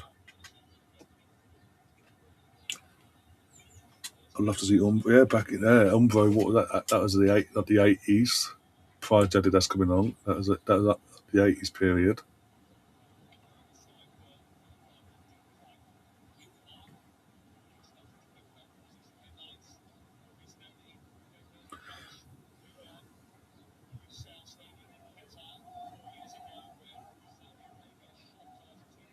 What do you think between Belgium and Egypt? Who's the manager of Belgium? Actually, that's the point because obviously Martinez is at Portugal these days.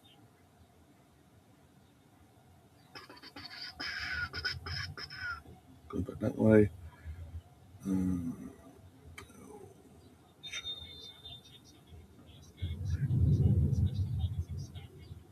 Or, or someone's down under there knows. Rudy Garcia since January last year. Okay. So who replaced Martinez in it last long, basically? The French coach who was appointed in January. Okay. I mean, I need to see the teams first, but I think it'd be a good game. It's got to be better than it'll be better than this from a spectacle point of view. And I think there will be goals from both sides in it. I would give the edge to Belgium though, because again, we don't know most outside of Mamouche and Mo Salah. If they don't, if they're starting, are they going to turn up? If they don't turn up, um, who else is there? Is in that Egypt side that will basically my point. And it's not I think me and Nora and others have discussed in the last couple of days with Belgium. There's a lot of players. Well, this is their last World Cup for Belgium, basically,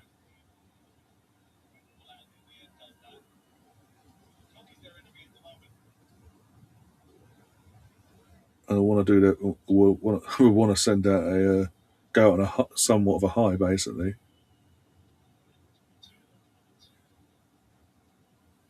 Yeah, who's everyone? Nike have gone off a cliff. There's another one. There's a manufacturer. Is that they're that bad? I can't remember who they fucking are now. That have gone out my head.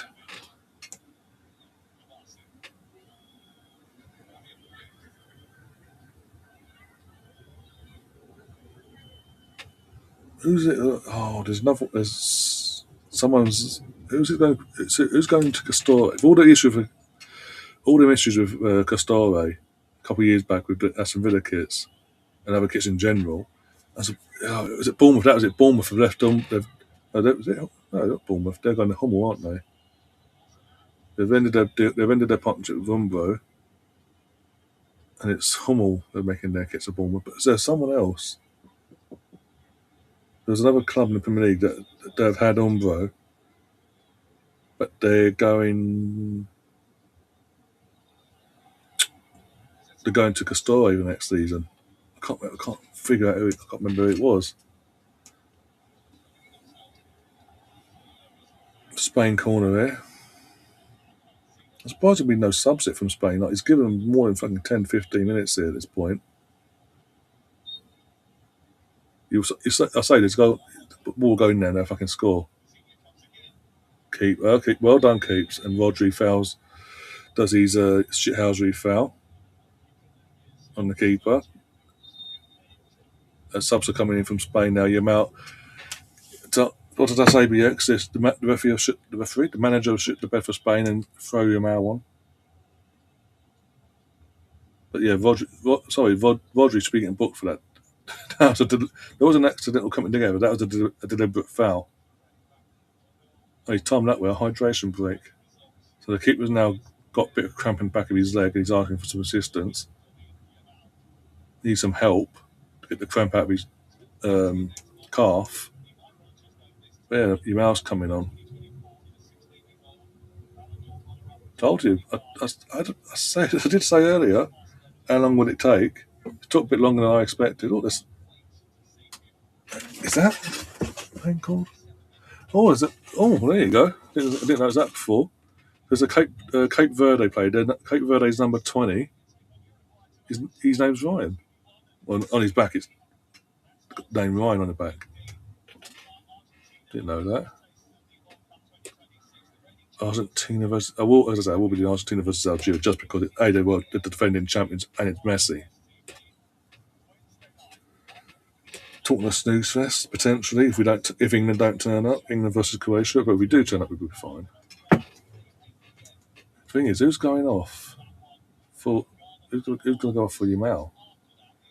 It'll be either Ferran Torres or Pedri, in my opinion.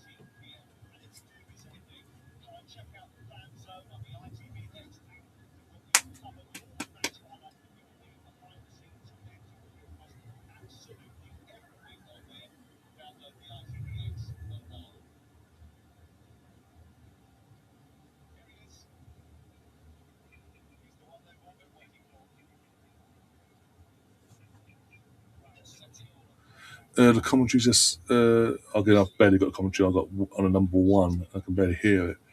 For obvious reasons, because my mic where it is will pick it up otherwise, and then got that situation potentially there as well. The commentator said right that a bit of lightning happened, and he hopes it doesn't get postponed for severe weather. The lightning was in the distance. Ooh, so that's the one to keep an eye out for, basically. Or Moreno's coming on as well. Told you. I said both players as well that we've thrown on. Mika Moreno and Yamal. Told you. I bloody told you. Oh, Fabian Ruiz is off for Mika Moreno. Oh, yeah, Xavi Pedri for Yamal. I think with the lightning over there, I think the thing is they go to a certain distance of the light where the light is coming from, and then it's like from that once he hits that point, that threshold there, they've then got to wait half hour from that point. If it's clear for half hour, they will then go ahead with a half hour later with the said game. But if it's like thunder and lightning from the distance cut off point, where in terms of as close as it can be, or as far as it can be in terms of hitting that threshold or potentially delaying the game, it's then from the second half hour after the last one, the last thunder and lightning effect, they go from that basically. That's when they do. Okay, it's been half hour. We're in the clear. We're going from half hour from here. We go ahead of the game basically, or restart the game if they have to stop the game and things like that. But it could be a matter of thunder and lightning for a good hour or so, and then that half hour afterwards, sort of thing, from the last one, and then it's like okay, then we can go ahead now. So That's the thing. They could go climate change. Climate change is a thing. I'm not saying it's not a thing, but they knew the risks when they went ahead with this. The co-hosting bullshit with the US and all that. Hi, Spencer. How you doing? Cape Verde and Spain, how riveting. I mean, from Cape Verde's point of view, they'll be loving this, fans wise, and as it stands anyway. I think no matter one sec, Moreno has a shot on target, but Skip gets it. Or no, it was Lorente, sorry. Um, I think no matter what happens from this point onwards, if Spain go on to win this, they even now they should go on to win this. You'd think normally if that's the if Spain do eventually get the goal and get out of there with the 3 points, the Cape Verde players can hold their fans can, well, the play obviously fans can, but the players can hold their heads high because of how long they've frustrated the life out of this Spain squad.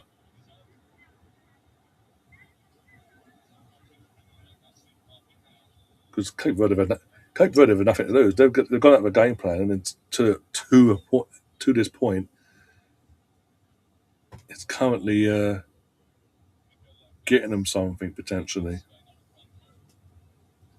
I'm curious to see how Salah looks next match, and Darwin and Valverde look with Uruguay. Yeah, that's the point. All this talk from Mo Salah, from the club point of view, he's got to step up for his country now. There's no excuse there. Yeah, I agree with that as well.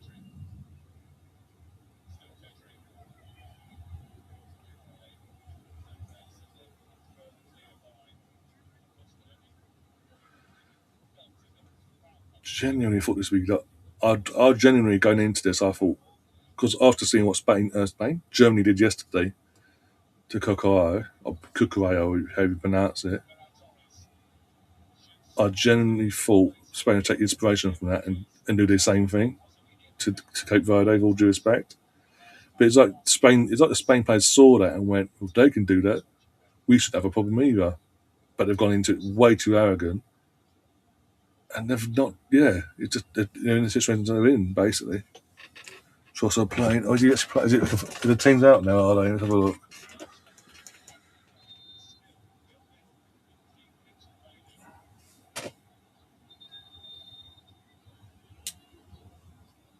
Yeah, not yet. Let's have a look who's in this group. And Uruguay and Saudi Arabia are in this group as well. So that's again, if they can get a point, they can hold out for this point. Cape Verde. If I said if they could, depending on how the other two played later, I mean, it's a huge confidence boost either way. But yeah,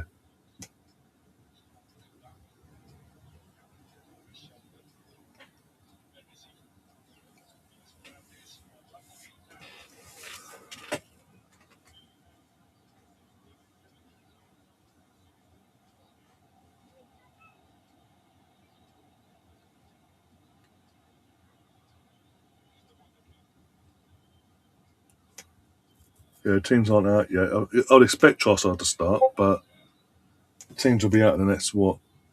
I'll say the next by a quarter two for that game. Between quarter two and on the hour, the teams will come out. Team news will come out for that. Oh, did not like that. Thank you.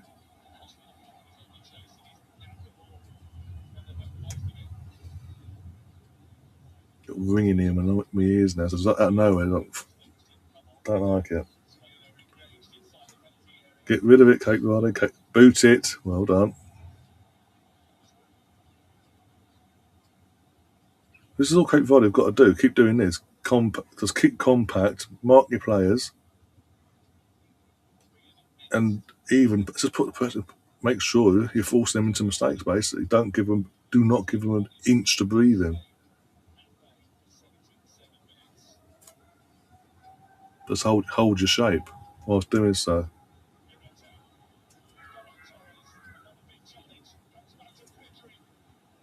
Or Pedri. blocked shot.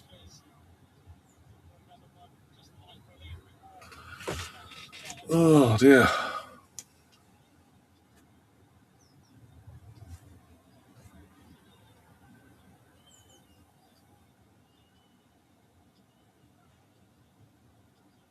One sec.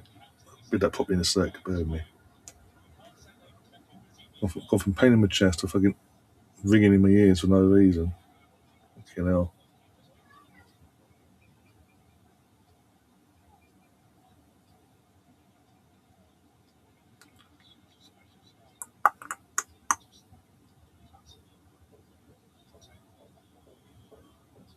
I'll read that out properly once we get to the 90th minute. I don't want to jinx it. I don't want to say it out loud. And then suddenly,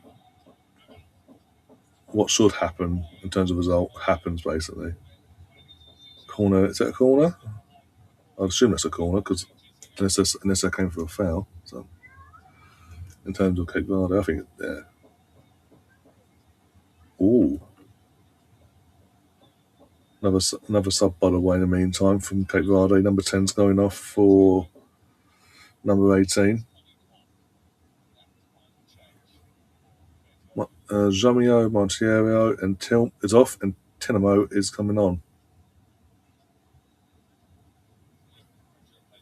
Tilmal, probably Tilmal, probably butchered his name as well. Yeah, corner in, ball in, cleared, up in the air. Kukurea flungs it back in. Keeper comes out, defend,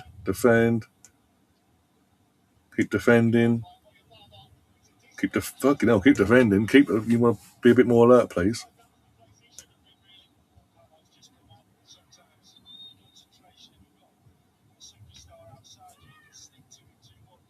Oh dear.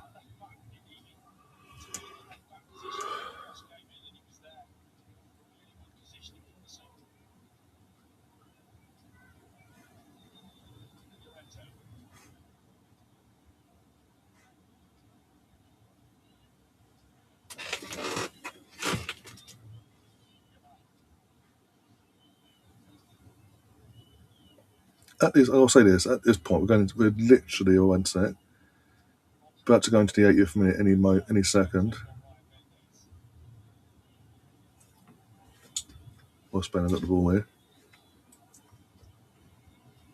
So yeah, we're now in the 80th minute of the game. Even if Spain get the goal and go on to win, the likes of Rodri in the aftermath in the press will go and bitch like you wouldn't believe. Basically, they didn't come out. They didn't come to play. They didn't open up and come to attack. They just defend. Where? Okay, sorry. What do you expect them to do? Just open up and allow you to turn a piece, limb from limb.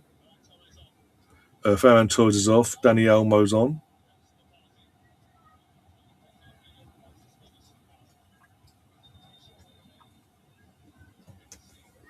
Soon as Rodri fucks off to Madrid, by the way, the better. Cannot stand him. He's BS. He's arrogance. When things don't go his way at City, or we've seen it when Scotland beat Spain a couple of years in the last couple of years. Scotland beat Spain, and what the European for the qualifiers for the Euros and all that, and he was like, "Yeah, they just sat back most of the game. They score from a counter attack. How dare they?" It's like, shut up. Bloody hell, look at that, stats wise. 21 attempts from Spain, 6 on target. Cape Verde have had three attempts, but none of them been on target. But that's how, from a Cape Verde point of view, that's to be expected to a degree. The damning thing is what's the stats on Spain's side. And the main stat being the scoreline currently, with them stats.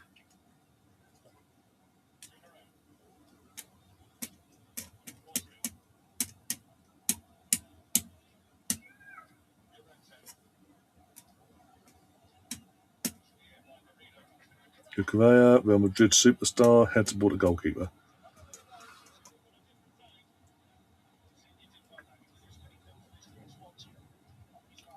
I have a strong feeling that we will see a first-time winner this summer. Someone is getting their first star. I've got, I mean, you've got. I don't think Netherlands. I think amongst obviously there'd be amongst that conversation in terms of never winning it before. I'm trying to think who hasn't won it. That could actually, yeah. I'm trying. You've got the Netherlands, Japan. I think this is a couple of tournaments too early for Japan to go deep and try and win it. Uruguay won it before. Brazil. So South American side of things. Could be interesting. European, trying to think the European type of things as well, because obviously in terms of the big nations, we've won it in terms of England.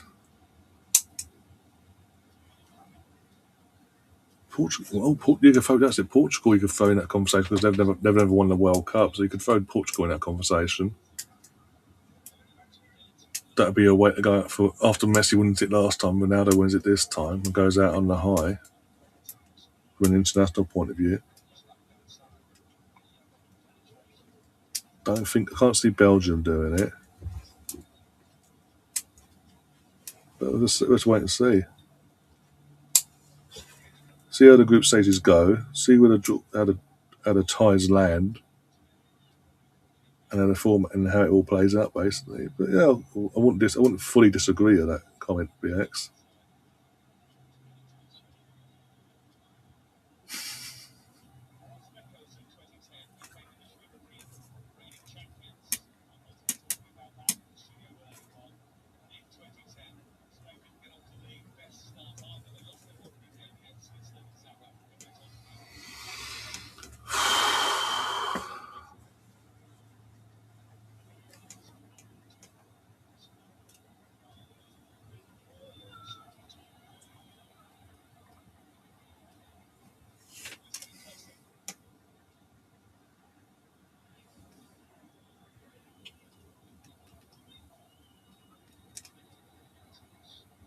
Cabo Verde, come on, just for the shits and giggles at this point.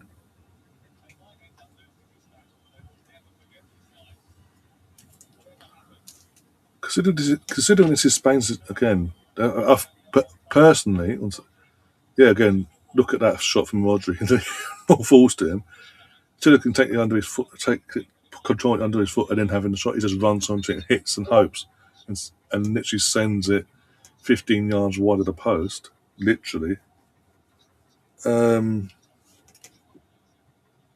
but I think the main reason, apart from the game plan from Cape Verde and how they've executed it themselves, the main reason it's 0-0 and Spain haven't done anything in this game to this point, they've gone out there with the arrogance of where Spain, their little island, will blitz them no matter what. No matter how long it takes, we'll get over the line, basically.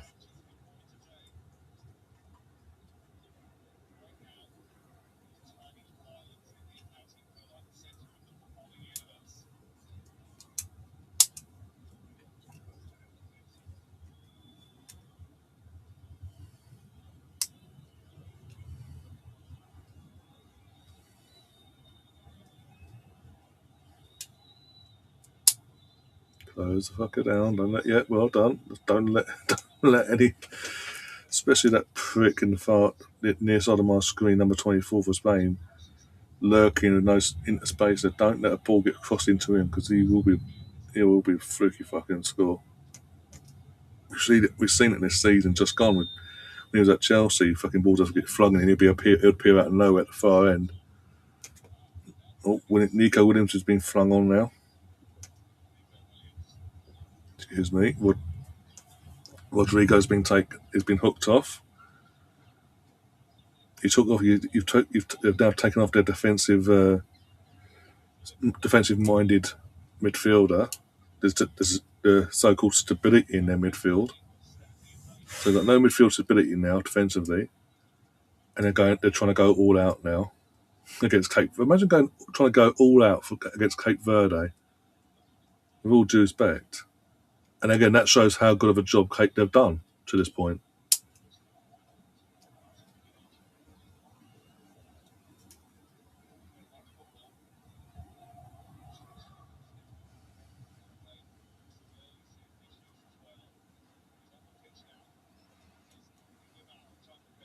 Oh, here we go. Could this be it, Danny Olmo?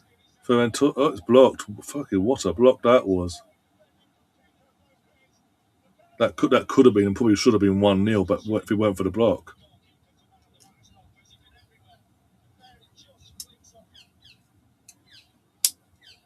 Off his back as well, to defender's back. Literally throws his body on the line, hits off his back and goes out. Have they officially announced it now? Have they? Bloody hell. So what are they going to do? They're literally start of a tournament. Who's taking over the helm? Tunisia? Or they just give? Is that them saying they've given up already now? One game, fight a -4 goal difference, and they've just given up. Hell.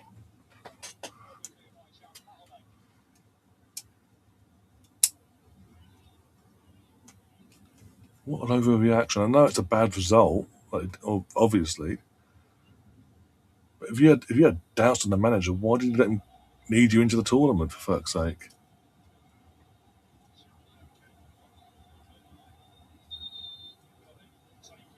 Because if you didn't have doubts over the manager, and you're basing the sacking off this one result against Sweden, that's a bit of an overreaction, if you ask me. Here's the ref cam view of the block. I've got to admit, I do like this. I do like that they are using the ref cam for every game. You get to see every now and then throughout the game the respective angles from the referee's point of view of certain situations. Go on, Cape Verde. Go on. Go on. This will be shits and giggles if they do this now. Go on. But be brave. Come on, Spain. Cape Verde, the shot. Oh, corner, Cape Verde.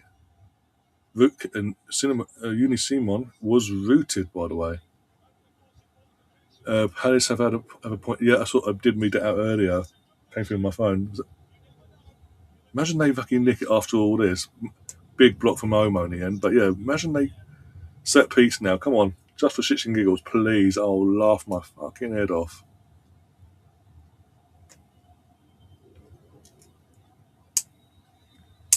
Come on, Cape Verde. Come on. Going into the 90th minute. Ball in. Oh, straight to the goalkeeper. He got the shot on target. But it's a straight out fucking Simeon. And now they're on the counter attack. Hold your places, hold your things. And Nico Williams rushes it straight to the goalkeeper. Pick it up, pick it up, pick it up. 5 minutes of injury time. Oh, the first shot on target. It gets a good contact, but it's just straight to the goalkeeper. Oh my god! Imagine either side of Simeon, and that's 1-0. That would have been absolute scenes all around the world.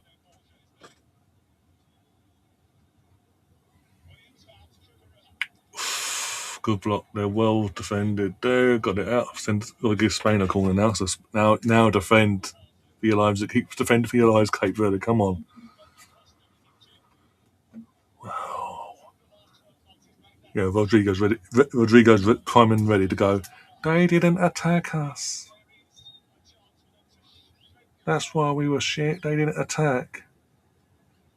They put a low block in. Where?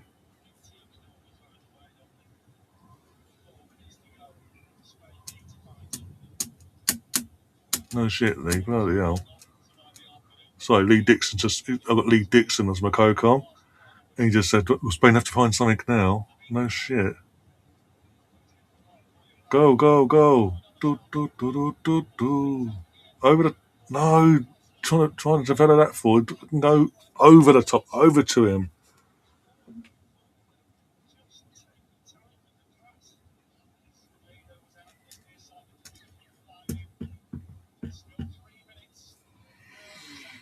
It's a huge 3 minutes. It's literally the biggest 3 minutes in Cape Verde's in football in their careers, basically, to this point, basically. Short of them qualifying for the tournament itself, obviously.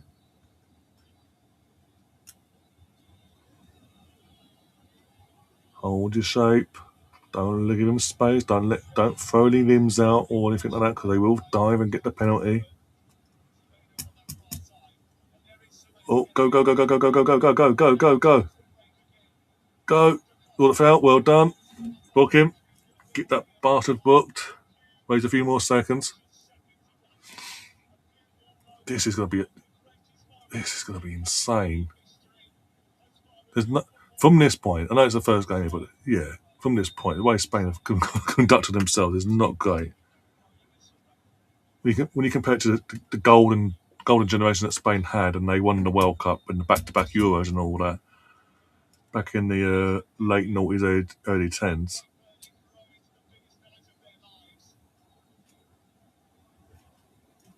They would, if they'd gone up against this Cape Verde side, they would have blitzed Cape Verde with all due respect. Of the equivalent of. This is just poor. When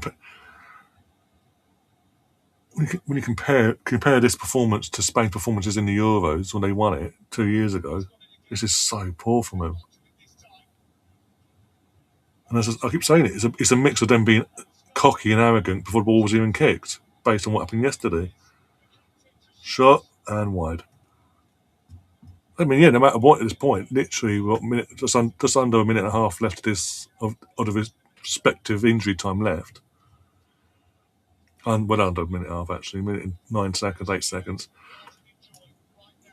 As it stands, be it if they nick it or they hold on, Verde, it's the biggest result in their country's history. Ahead of them qualifying, it goes ahead of them qualifying for the fucking tournament. Because as it stands, that game is the biggest in their history. This is going to obviously overlap that and tenfold. Get rid of it. Oh, don't be stupid like that. Corner. Last 30 seconds, got a corner to Spain here. Again, no matter what, if Spain nicked this, I doubt they would, but if they did nick it in this last attack, the Cape Verde players can hold their heads high, and their fans can be proud of this team as well because of what they've been doing today. Oh, Albibar's headers are woeful, by the way. 3 headers I've seen him take today, and they've all been awful. Yeah, we're up to the 5. There, done.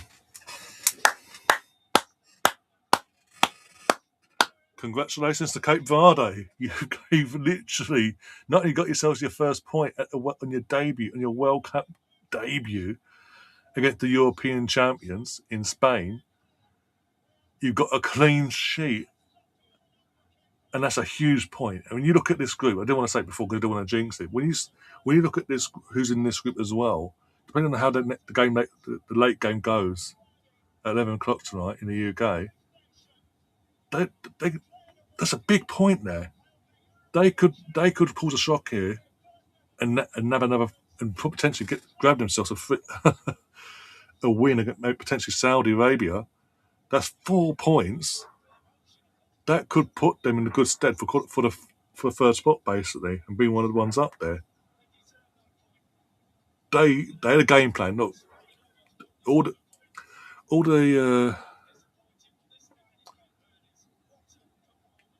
the things we got to call out Spain for, and we have been doing it in this stream. The props have to go to in that same breath. Props have to go to Cape Verde there. Massive. They had a game. No matter how bad Spain were, and they were bad today, takes nothing away from Cape Verde because they had a game plan from the get-go and they stuck to it. At no point did they drop off, lose a moment of concentration. Keeper in the first half was brilliant for Cape Verde as well. And they deserve this result.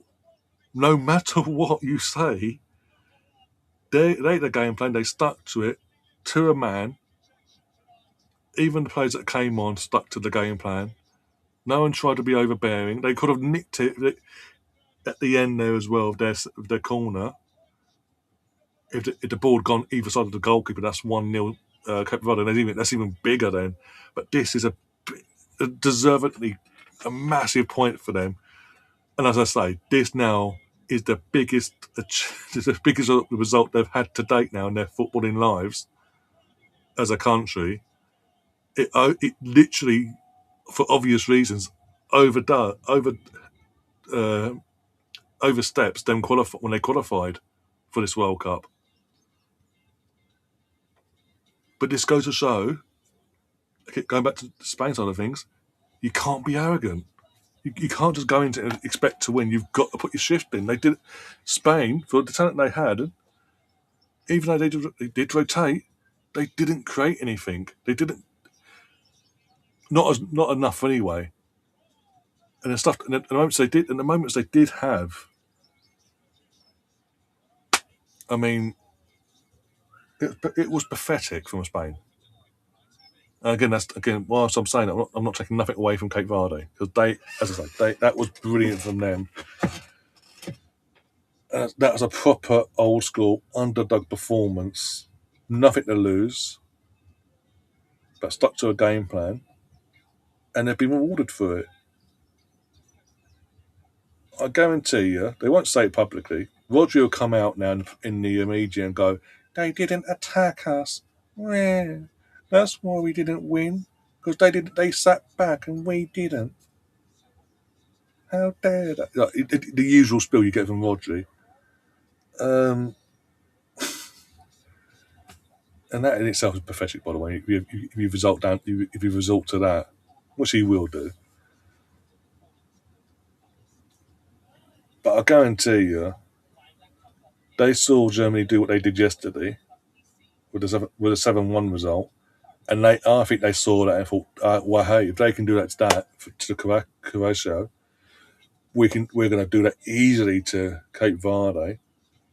And they went in again. They went into the arrogance, and as the longer it went on, even though the longer it went on, and they realised we've overestimated ourselves here, it was too late, and they did that. But instead of changing subs aside, because even when the subs came on, it didn't change anything.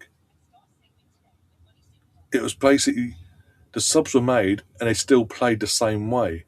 Instead of making the subs and making slight tweaks of how they were playing, it was just changing player for player basically. So nothing, as you say, it was never going to do anything, the subs, in terms of getting the 3 points, Spain, because yeah. But look, it is what it is. Huge result. I haven't even touched a full time thing on here. Once they do that, good at that. I mean, look at that. Nil nil. European champions. Well, don't take the fact that not the European champions, Spain against debutants as a Cape Verde. That in itself, I mean, but now and that's their toughest game. Looking at the script they're in, that's the toughest game that they're going to have to face potentially. And as I say, depending on how the other game goes between Saudi Arabia and Uruguay, in terms of if it's going to be a drab 0-0 or one of them stands out and thumps the other, Cape Verde can look at it and go, well, we've got the harder one out of the way. Let's see what we can do in the next two now. Look, no matter, and again, the worst case from this point happens to them, and they don't get out of the groups. They can hold their heads high now, no matter what. No one can say nothing to them because of what they've just done. They've gone toe to toe with one of the biggest nations in world football, not just European but world football. Some of the biggest names, and shush them out with ease. Let's be honest, it was with ease as well. But no, fair play to them. And yeah, on that note, I'm going to get out of here. I'll be back in about 43 or 45 minutes before the next game between Belgium and Egypt. If you haven't already, hit the like button, subscribe if you're new, and all that jazz. And I'll see you soon. And as always, come on, England.